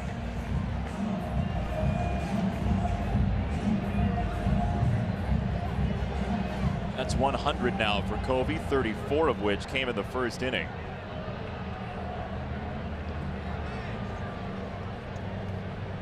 Escobar, 1 for 2.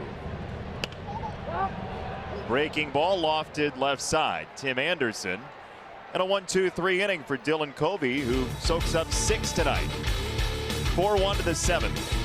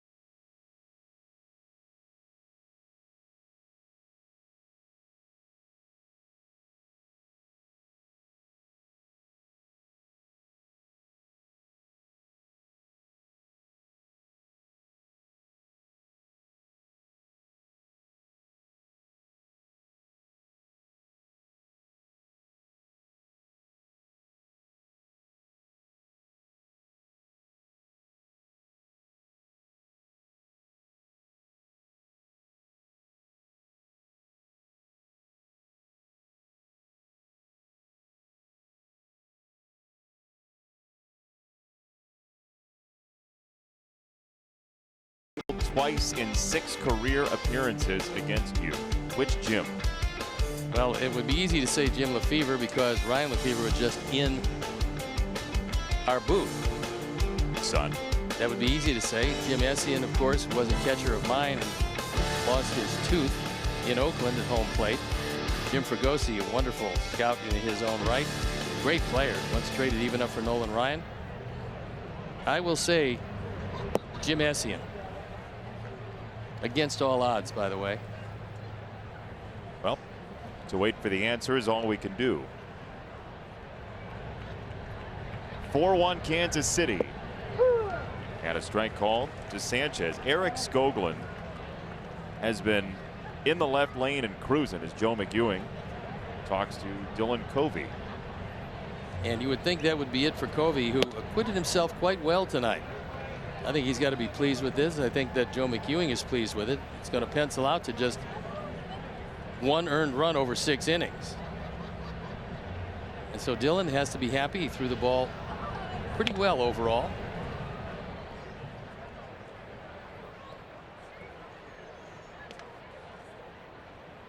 There's a good effort from Nick Capra over at third base, but the ball boy beat him to it. Nick's lost a step or two. You know, he's come had on. some issues. He was so mad at himself for that drop in Oakland last road trip. 2-2. Right down Broadway. Strike 3. 8th punch out for Skoglund. So your answer was Jim Essien. And the correct answer is Jim Lefevre. His son's in the book. Like, why would you not pick the one that... I thought you were putting me in the trick bag. He was Rookie of the Year at one point. Later managed the Cubs. Pretty good ball player. And a good guy. One down for Jose Abreu. And there's a strike. Ryan Lefevre says that you were a major inspiration for his broadcasting career. Well, he gave him a little advice. Yeah. Go to college. I don't think that was it. Your advice was, if you want to do this, why not be somebody who's at the games? He was talking about being an anchor. He wanted to work in the studio, and I said, well, look, the studio has things that you really like about it. You never get rained out. Climate control, your makeup stays just perfect, and a lot of good things like that. But I told him, because his father was in baseball and because he was around baseball his whole life, there's nothing better than coming to the ballpark each and every day. So he's thinking about making a career out of it. Think about doing baseball games. Think about a play-by-play man. And he's grown into that and done a great job here in Kansas City. And he's along with Rex Hudler. It's a good duo. High hop off the front lip of the grass, and Escobar handles it well. 2 down. And there's a look at Ryan Lefevre on the left. And if we pan out just a little bit further, you'll see Rex Hudler. Ryan, Rex was able to get a good suntan today in the booth. Yeah, Rex is boiling. Ryan and you have something in common. Yes, a very high forehead. That and you're both published authors. Wow. How about that? Pretty good. And if you go a couple booths down, you got another one. Steve Fiziak's another one. He just has written a book. It's set around World War I. And Mussolini has a substantial part in it as a background to what was going on at the time. Yeah, Steve didn't know him personally. But I give him credit because he wrote the sequel actually before the first one was published. So he's a very confident young man. That all is to say that we love coming to Kansas City because the hospitality from the other crews in this ballpark is second to none. And then you have the legend, Ford Frick Award winner, Denny Matthews over on the radio side with Steve Fiziak. Denny, just a wonderful man. He was here at the inception of this franchise. He's done each and every year that the Royals have played. They love him here, and justifiably so. He's a great man and a wonderful broadcaster. 3-1. Fouled hard to Farmland.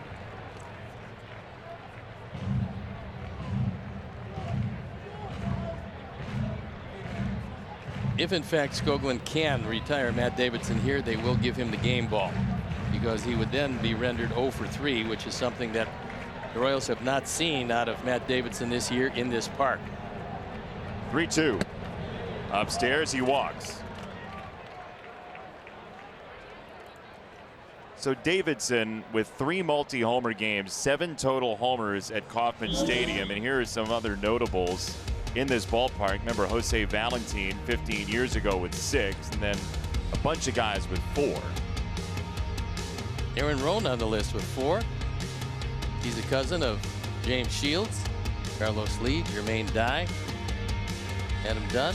Jose Abreu has a chance to improve on that, and certainly will. We've got one more game in this series tomorrow afternoon. Then it's on to St. Louis for an off day and a 2-game series. Night game, day game Wednesday, and back home.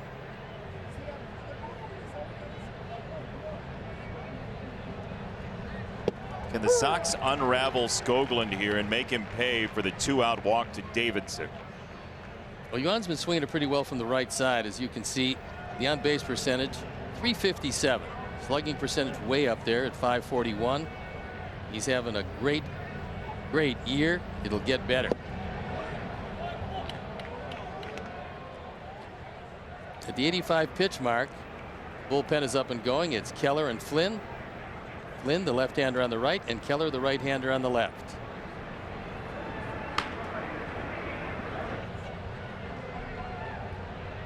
One.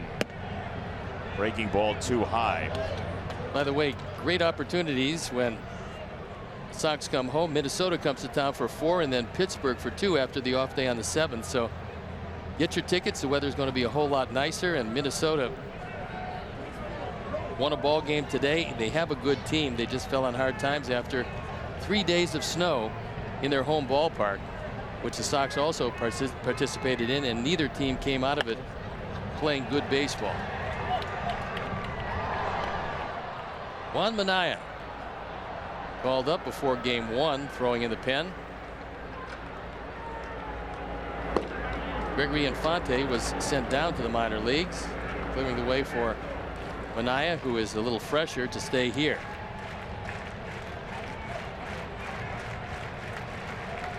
Two and 2 on Moncada. Davidson at first. And Skoglund is fired up. 9th strikeout for the left-hander Skoglund.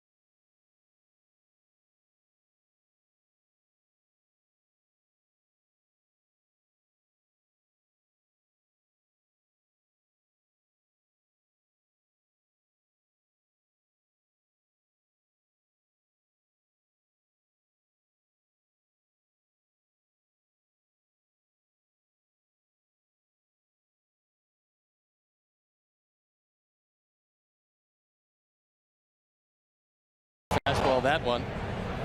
Merrifield, no chance on a sharp breaking ball. And then overmatched is Cuthbert. So 6 innings, 4 runs, 1 earned, 6 hits, 3 and 3 on the walks and strikeouts. And Juan Minaya comes into this one. He is really the mystery man, and we say that because in 3 games the ERA was up there. Last year, he was a man who was asked to close, and he did a great job of it. He saved 9 of the 10 games he was asked to close. That's why it was so mysterious why this spring he was having a hard time getting the ball over the plate.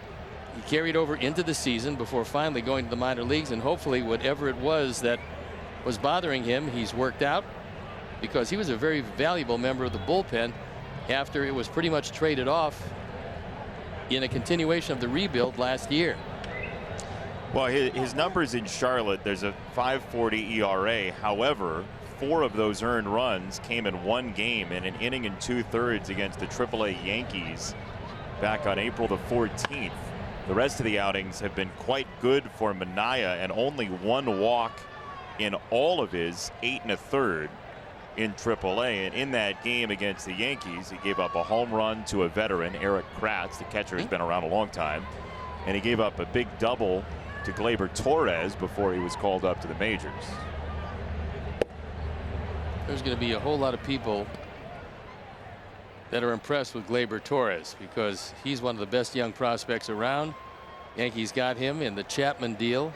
He was one of the Cubs' top prospects before being shipped to the men with pinstripes. There's an interesting story a couple of days ago online about teams that get very interested in a player, can't get their hands on him for one reason or another at the trade deadline or in the draft. They get jumped by a team that wants to take that player, and the Yankees had been very interested in Gleyber Torres for a couple of years, and they just couldn't get their minds around not having him, and they end up with him in that deal for Chapman. Yeah, and not only get him but then get Chapman back, so for them it worked out really well. The Cubs, in order to win, they needed a closer, and Aroldis Chapman was the guy. And the Yankees played hardball. They said, yeah, he's tradable, but we're going to take your #1 prospect or we're not going to make the deal. And the Cubs won a World Series out of it, so for them it was a successful deal.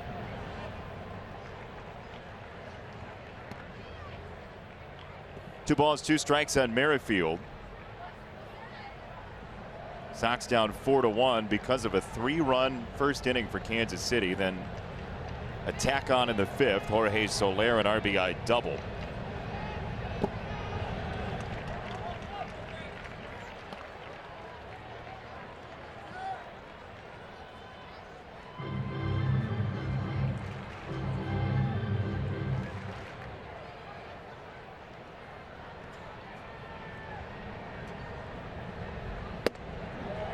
Ball 4. Sox fans, join us as the White Sox take on the Minnesota Twins Thursday, May 3rd, 7:10 p.m. First 10,000 fans get a free Bill Melton themed t-shirt presented by the Village of Bedford Park. Bring your business home to Bedford Park and win big. Visit whitesox.com or call 866-SOX-GAME. His little batting helmet. And more Sox fans. That's it. Start him out very young. It's a good plan, and also make sure that he's protected.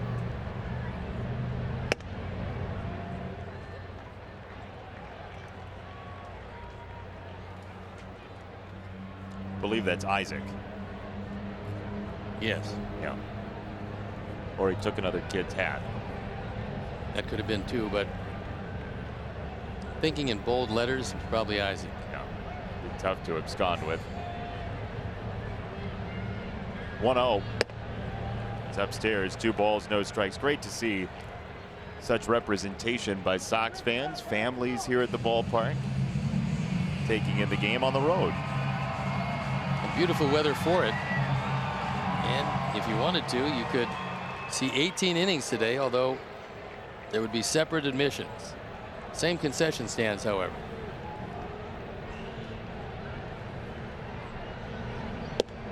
Steve Stone, our resident expert in both admissions and concessions. Well, concessions, certainly. Strangest concession product you've seen. Strangest concession product I've seen. Oof. Let me rifle through my. One jumps out at you. You might not have been there very often, but it jumps out at you. 2 on, nobody out. And here's one of the things that you worry about, and that is when a guy suddenly loses control when he had nothing but control the year before. You wonder exactly what's going through his mind, and then you start thinking back. And I'm not saying that he has the thing that people talk about, and the thing being what Steve Blass had many years ago, what pitchers get. Rick Ankiel, you might remember from St. Louis, you might remember Chuck Knobloch, Steve Sachs, a White Sox player years ago, Mike Andrews, who played when I played. They moved him to third base from second because they thought it would be better sight lines, and literally when he got the baseball, you had to clear off the mound because quite often from third base he would hit the pitcher's mound on the way to first. You get it in your mind and somehow you cannot throw the ball where you want to, despite the fact you have done that your entire life. And nobody can explain why it comes, and nobody can explain how to get rid of it. Now after a meeting, you run the risk of Salvador Perez being in total swing mode. That was not the pitch he'd swing at. Well, even Salvi might want to see if Juan can get one over the plate, because right now he cannot find the zone. And again, the control issues that had plagued him in the majors went away in AAA. But he's not the first player to have that happen. No, and Salvi just swung at a pitch 6 inches outside, which is maybe the best thing to happen to Juan.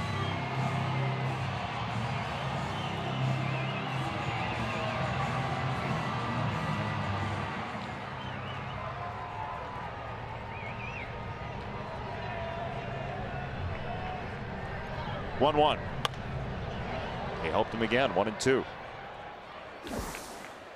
Time for the GMC Farm Report. Eloy Jimenez, a 3-run homer, leading Birmingham to a win. The AA Barons. And then Tito Polo, 2 for 4 with a triple as well. Part of that deal with the Yankees last season. 4-2 over the Shuckers of Biloxi, the Brewers AA squad. 1-2.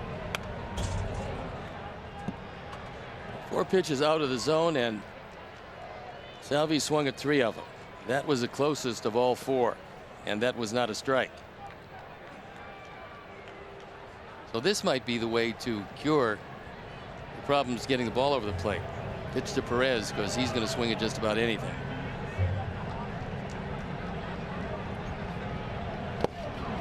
Like that, strike 3, 1 down.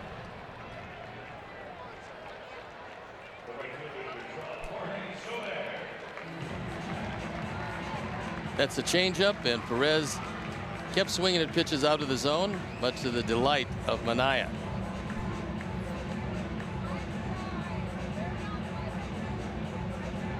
So maybe there's a confidence builder there. Very well be, but I don't think Soler is going to have that kind of strike zone. Not the way he's been swinging it. Yeah, he's been patient too, and he's swung at strikes.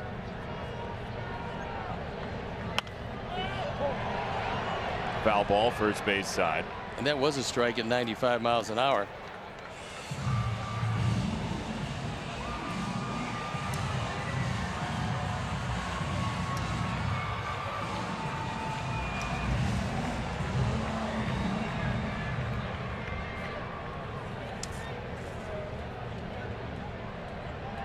Merrifield at second, Moustakas at first, and a double play ball separates the Sox from the 8th inning. Soler has 17 walks this year. Radical departure from years past when he would just go up there swinging at everything. This year he's shown supreme patience. I mean, that's a lot of walks at this stage. Nobody else on this team is even close. Jay has 11, but he leads the team by a wide margin. On the other side of the page, Juan Moncada leads the Sox in walks.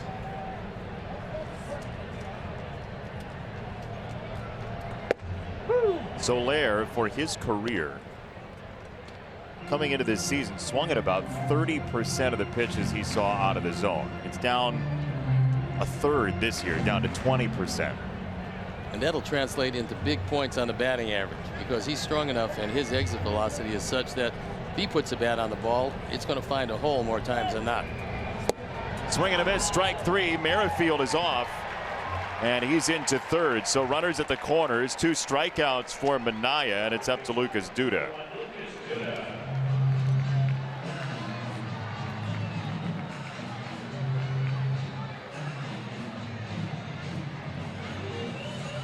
A lot of times, I'm not saying it happened there, but a lot of times hitters with 2 strikes don't like the man at second base running, because sometimes it distracts them. And I think maybe Jersley was talking about that to Merrifield at third base. Quite possibly. Sometimes some hitters don't care at all. In the meantime, since the Perez at bat, Juan has gotten everything over the plate, so maybe it took an at bat where you throw 5 pitches out of the zone only to strike out the hitter. Maybe that was a confidence builder. You know how different it feels for a pitcher who's got the 0 in the out column and a 1 in the out column. Hopefully that'll be what turns him around, because the stuff last year was good enough to pitch in the major leagues and win in the major leagues. When you save 9 of 10, that's like big boy closer percentages. You go 85 and above, you're considered a lockdown closer. He was 90%. That's awfully good. And only to be with the guy that couldn't get the ball over the plate at all this year to this point, maybe tonight could be a turning point for him.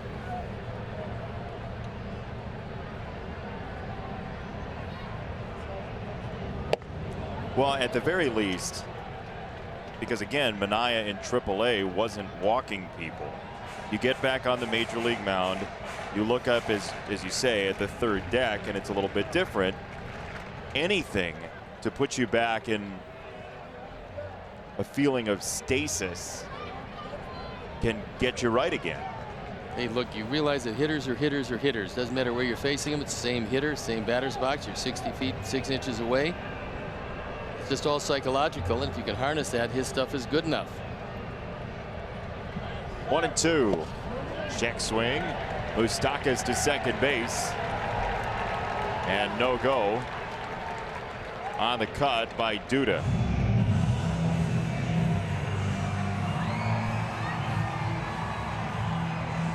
We'll watch it again. And a good stop. The appeal to third base. Greg Gibson says no.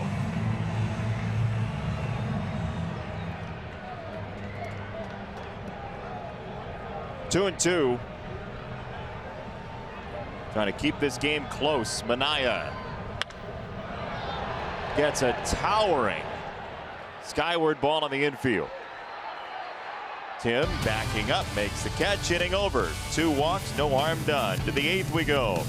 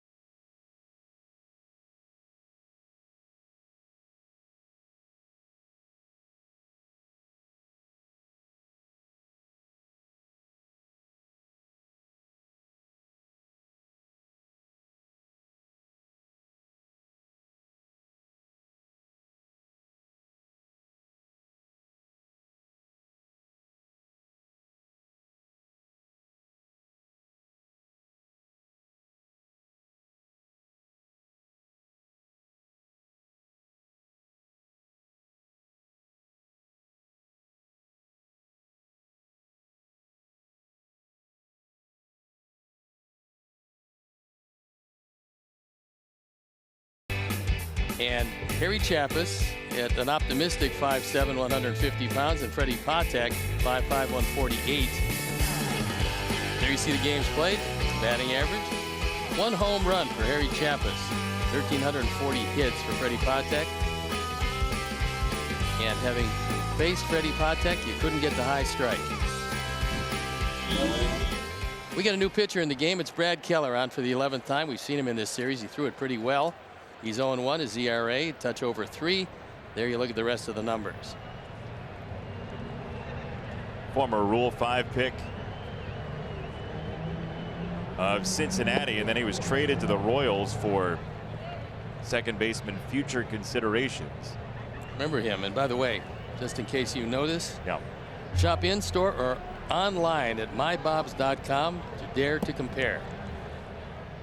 You got to tag it and bag it, my friend. Got to do it. 2-0 on Garcia.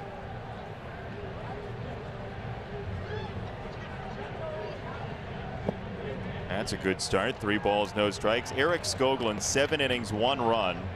A career high 9 strikeouts. His previous career high was 6. Look, he dominated from right after the home run to Anderson leading off the ball game.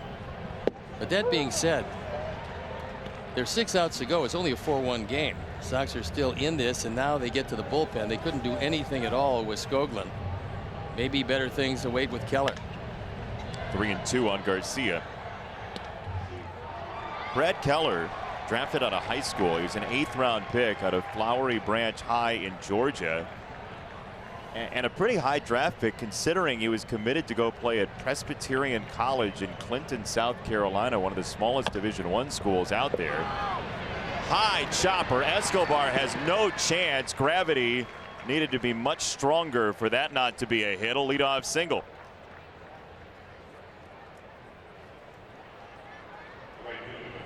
Third hit of the game, and a promising way to start the 8th inning.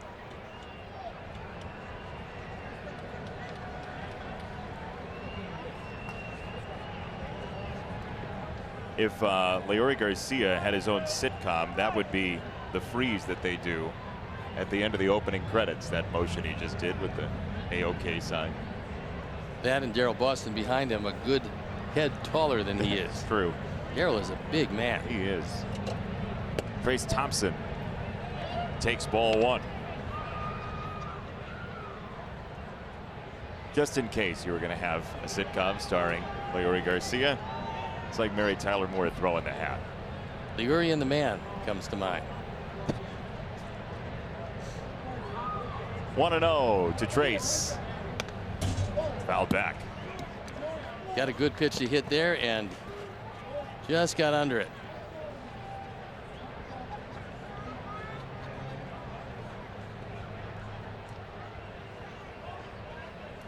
Bullpen still up and going for Ned Yost and the Royals.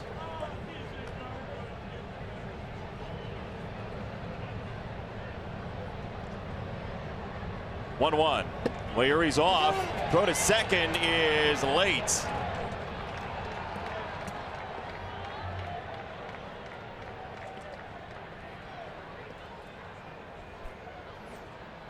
He gets a very good jump, and Perez throws it high. Leury goes down under it, and Merrifield waiting for him to come off the bag, but he does not.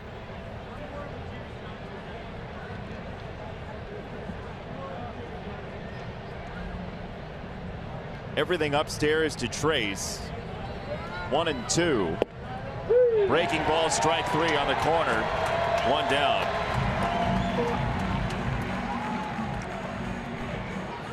Well, some unhittable fastballs to start, and then a hard hook on the outside corner.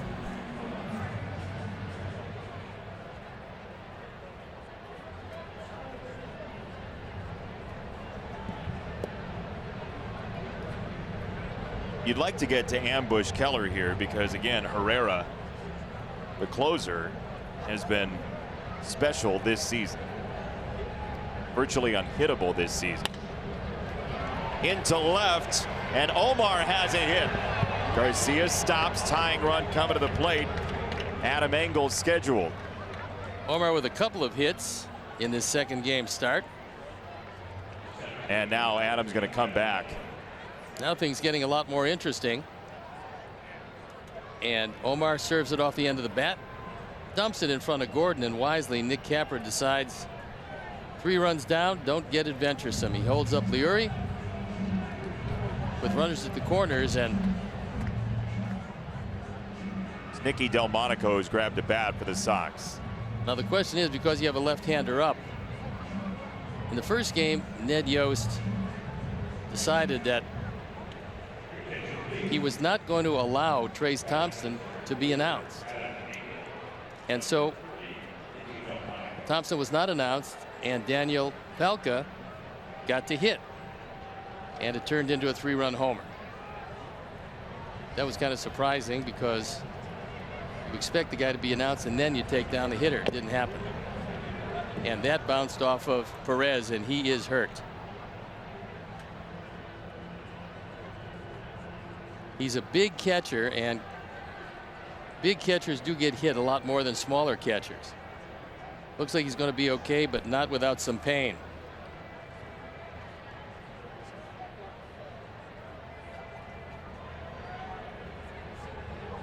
Catch him on the left wrist. Yeah, that's exactly what it looks like, and that's the wrist that is going to take all the concussion of the pitch. So he adjusts that little foam rubber donut that he has on his left thumb.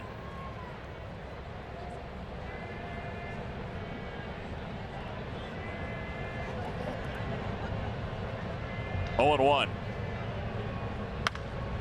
Nicky rips it foul.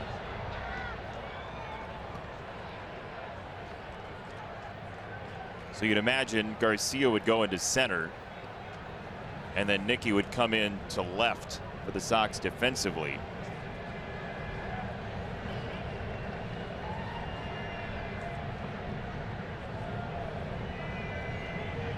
Keller to Delmonico, and it's quick foul. Salvi got that one too.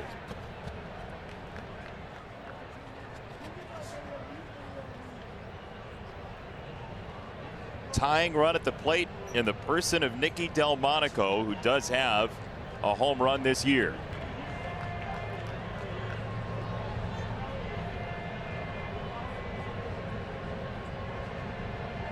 Oh, 2. Breaking ball in the dirt. Royals pen up and going. Kevin McCarthy, we saw in the first game, and Brian Flynn, who we've seen in this series.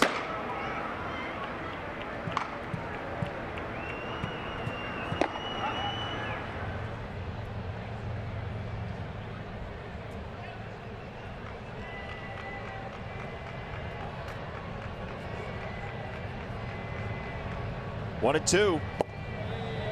Downstairs, 2 balls, 2 strikes.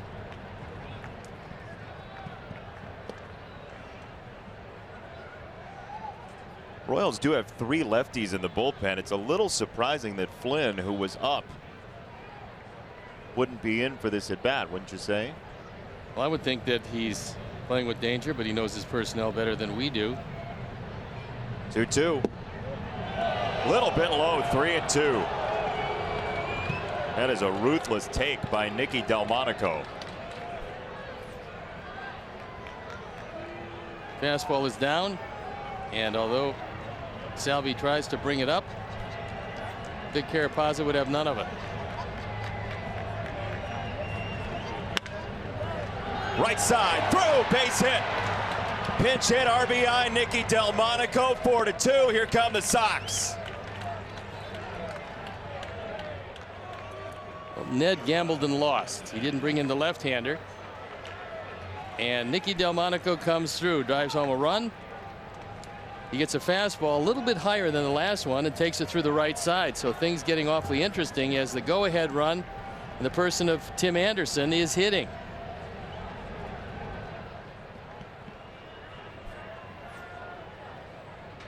Three singles in the inning off of Keller. 1 out.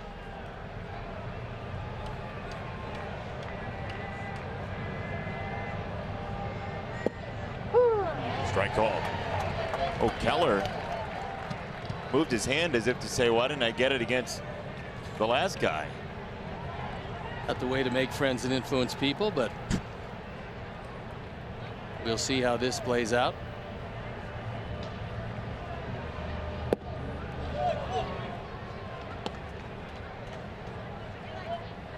Sox in search of a comeback. Been trailing since the bottom of the first when Kansas City scored 3. Ball and a strike. Escobar, Merrifield, one hopper. Nice pick by Duda again. That was a life raft for this ball game for Kansas City, maybe, from Lucas Duda. And we'll play bottom 8.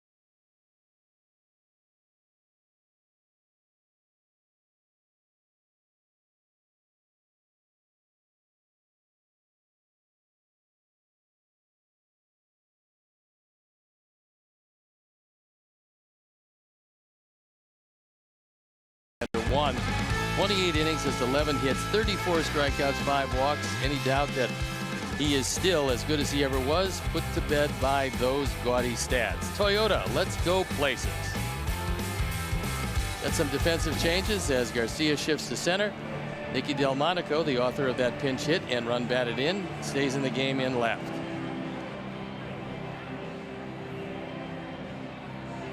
By the way, Verlander's Astros swatted away the A's with ease today, 11-0.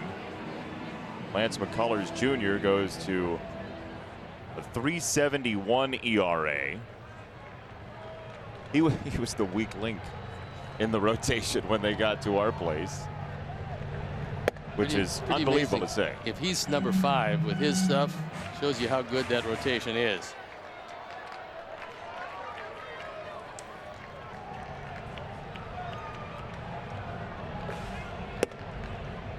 Manaea misses high, 2-0. So Juan Manaea, who scratched through 2 walks to start the 7th, trying to get the Sox through the 8th, or at least a portion of it.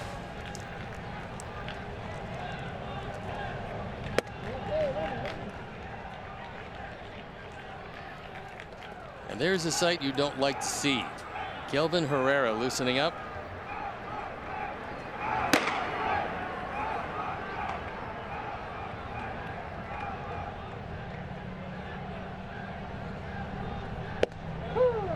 Almonte does the old walk away. He had a big hit in the first inning, driving home a run, the first run of the game. He's on to lead off the 8th. 3rd walk for Manaea.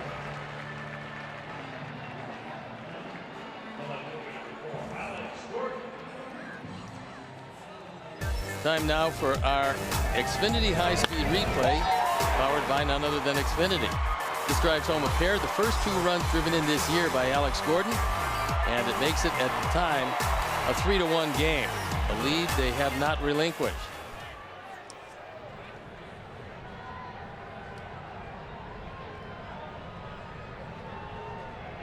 Manaea to Gordon, and a pop foul for strike 1. The Sox in the 9th.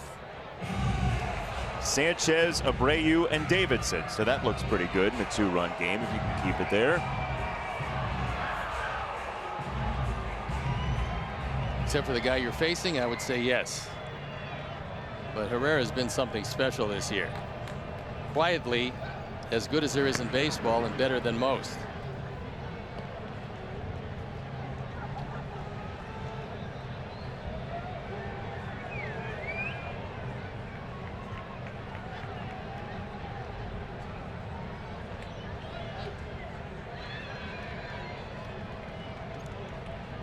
Nothing in 1. Turns to 0-2. As we know, when Manaea is throwing strikes, he's tough. I mean, the fastball's up to 96 and it has some late life on it, so factor that in with a pretty good changeup, and you got a guy that was awfully tough last year.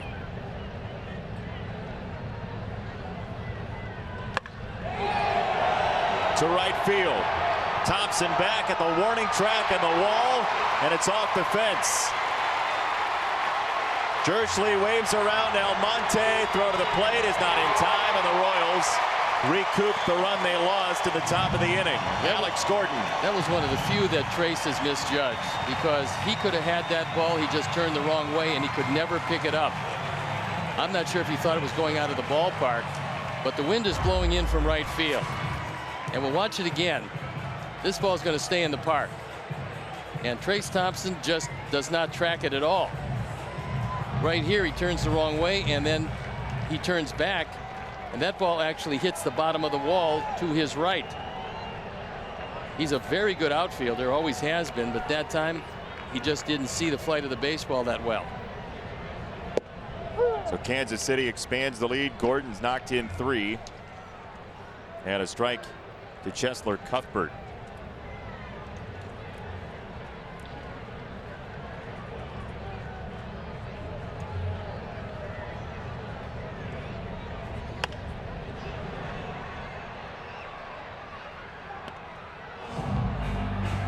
This is one of those games where The Sox have not played very well at all, and Kansas City has taken advantage of everything the Sox have done wrong.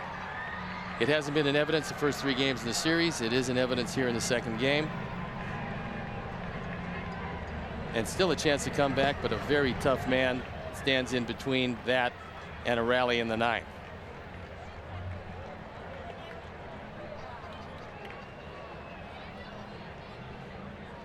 Maybe, just maybe, you spot him one more run. Herrera gets pulled down. They go with somebody else, and you get 4 before they can realize what's happening. Good plan, but I think Herrera's coming in regardless. Buzzkill. Strike 3, 1 down. Here in the 8th. Watch every out-of-market regular season game live or on demand at home, in the office, or on the go. It's MLB.tv. Your subscription includes MLB at Bat Premium, which allows you to watch live baseball on your favorite supported devices. Blackout and other restrictions apply. Visit MLB.tv for details. 1 away for Escobar.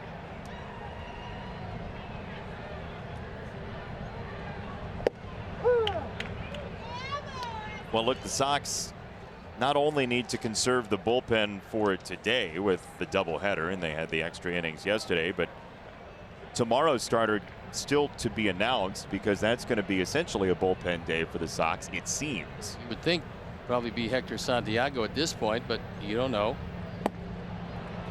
By the way, Sox starters tonight did a very good job of covering the bullpen, and I'm talking about the game this afternoon. Carson Fulmer went 7.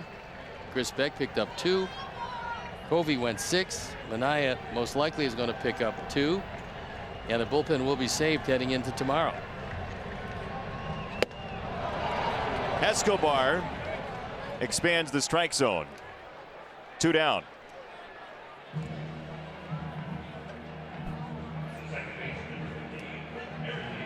Omar wants it up, and certainly Juan throws it up. Way up.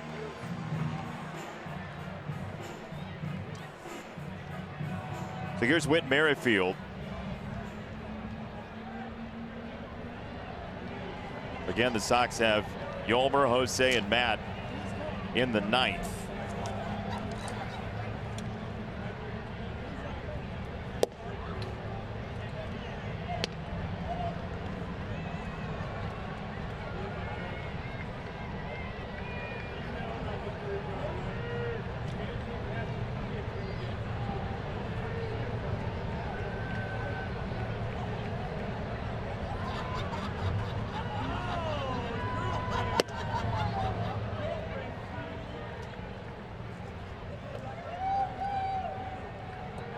Wonder what games are coming up? I do.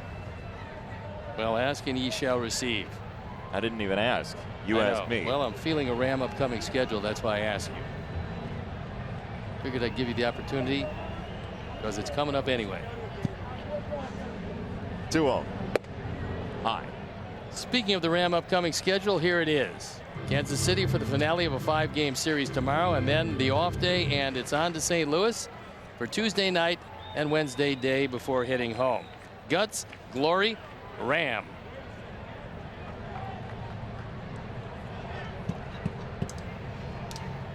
Three and 0. Ball 4. 4 walks for Minaya, 4 strikeouts for Minaya. And here comes Moustakas.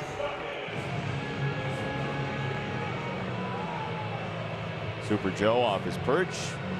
Ricky Renteria again is away from the team. His mother passed away, Angela, at the age of 92 a couple of days ago. So Ricky is at the service for his mother, who he speaks so fondly of.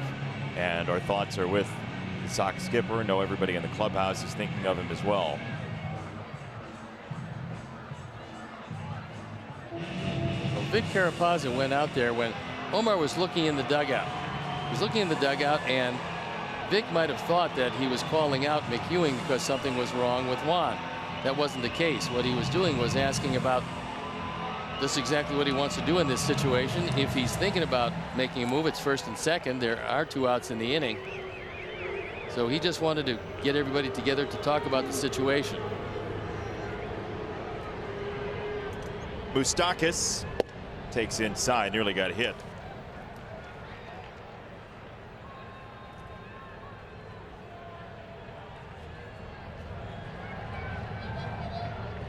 "12 hits in the game, 7 for Kansas City, 5 for the Sox." Royals have left 7, Sox just 2. Eric Skoglund nearly whitewashed the Sox.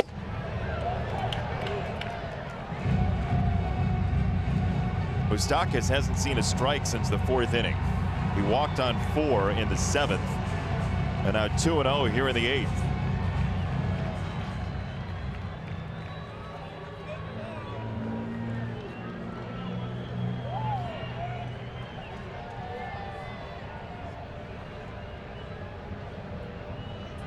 Here it comes.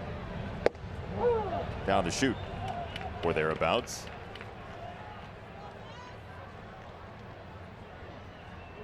Don Cooper on the bench. And look, if you lose this game, you lose this game. But if you save the bullpen and help yourself for tomorrow and down the road, that is something of a victory. On the infield, Davidson is there, approaching the mound for out number 3. Royals get a run on the Gordon double. 5-2.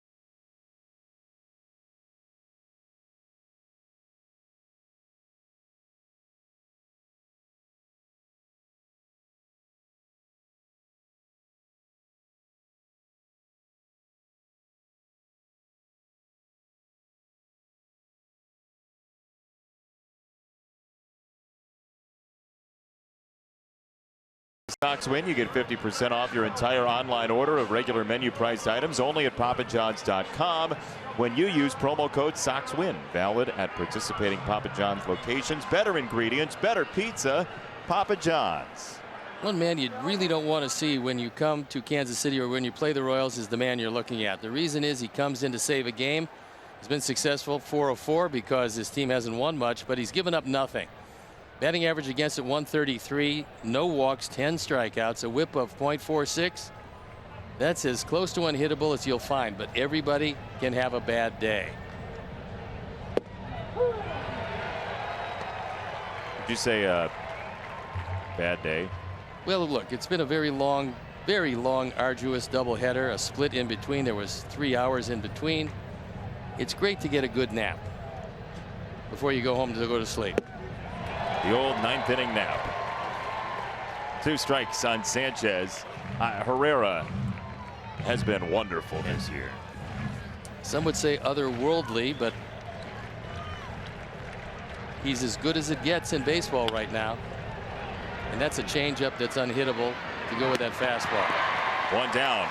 When he's getting that over, and you know, when you can throw 98, 99, and then that changeup is 90 miles an hour, you can't possibly sit on it. He could pretty much tell you it's coming. You have to respect that big fastball upwards of triple digits on occasion. Respecting that fastball makes that changeup mystifying. So you have to hope he doesn't hit with it and eventually comes to you with the one pitch you're looking for, and you've got to hit off the fastball, because if not, you have no chance.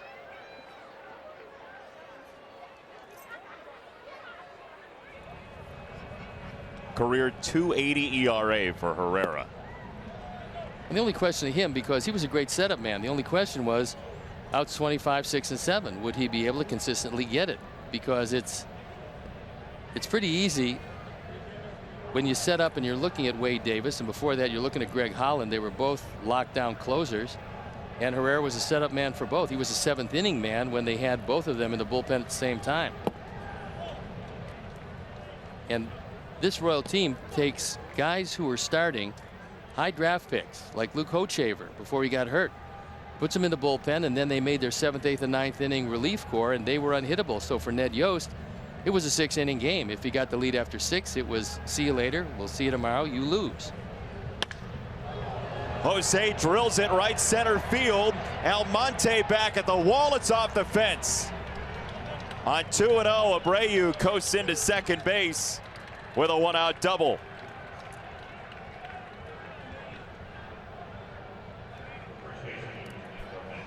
Jose seems to get up for the best pitchers. And he goes down, gets a low fastball. We told you that regardless of the velocity, it's easier to hit it down than it is up. And Jose puts a charge into it. Almonte can't get it. Takes it off the wall for a double.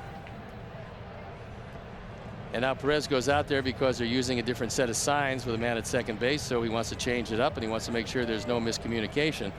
Because the last thing you want to do is call a slider and get a 100-mile-an-hour fastball thrown at you. Especially when you already had one fouled off your wrist earlier. A lot of reasons for that. Yeah.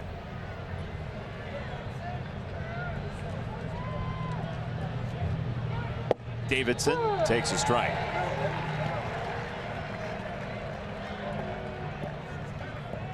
Tim Anderson led the game off with a home run.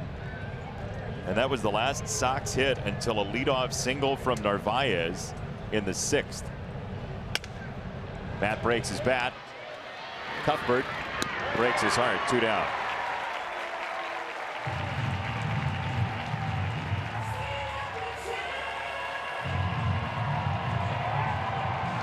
So it's up to Yoan Moncada. Tying run still on deck, as the Royals fans, who have seen only one victory in this stadium this year, are starving for one.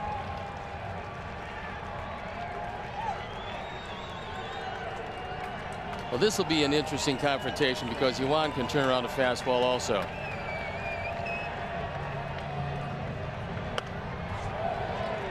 Maybe not upstairs and inside, but he can turn it around.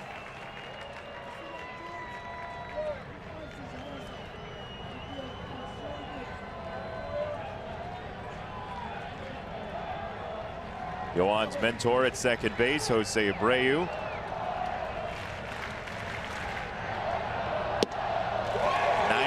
At the knees. He's got a little bit more in there also if he wants to go back and get it.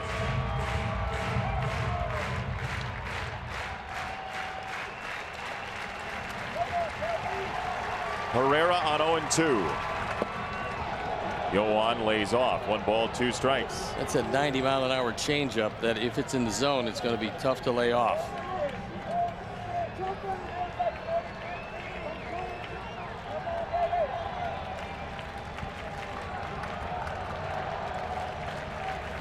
Ball and 2 strikes. Just missed. Yoan gets a reprieve. 2-2. Well, let's see it here. He's tried 2 straight changes. You don't want to put him on, have Lurie representing the tying run. So I think it's pretty much got to be Powder River. Show me the best you have, and let's see if you can throw it by me. Fouled it off at 99. Told you he had a little bit more left, and he's got triple digits in there if he wants to reach back with a good wind and go get it.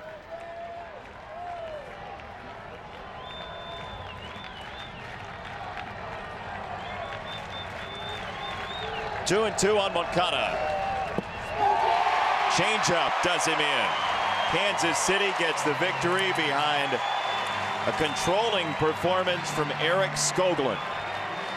And it's Splitsville in doubleheader Saturday. Slugger is on flag duty. Well, a great job by Skoglund. We'll take a break and we'll be back to wrap it up after these messages.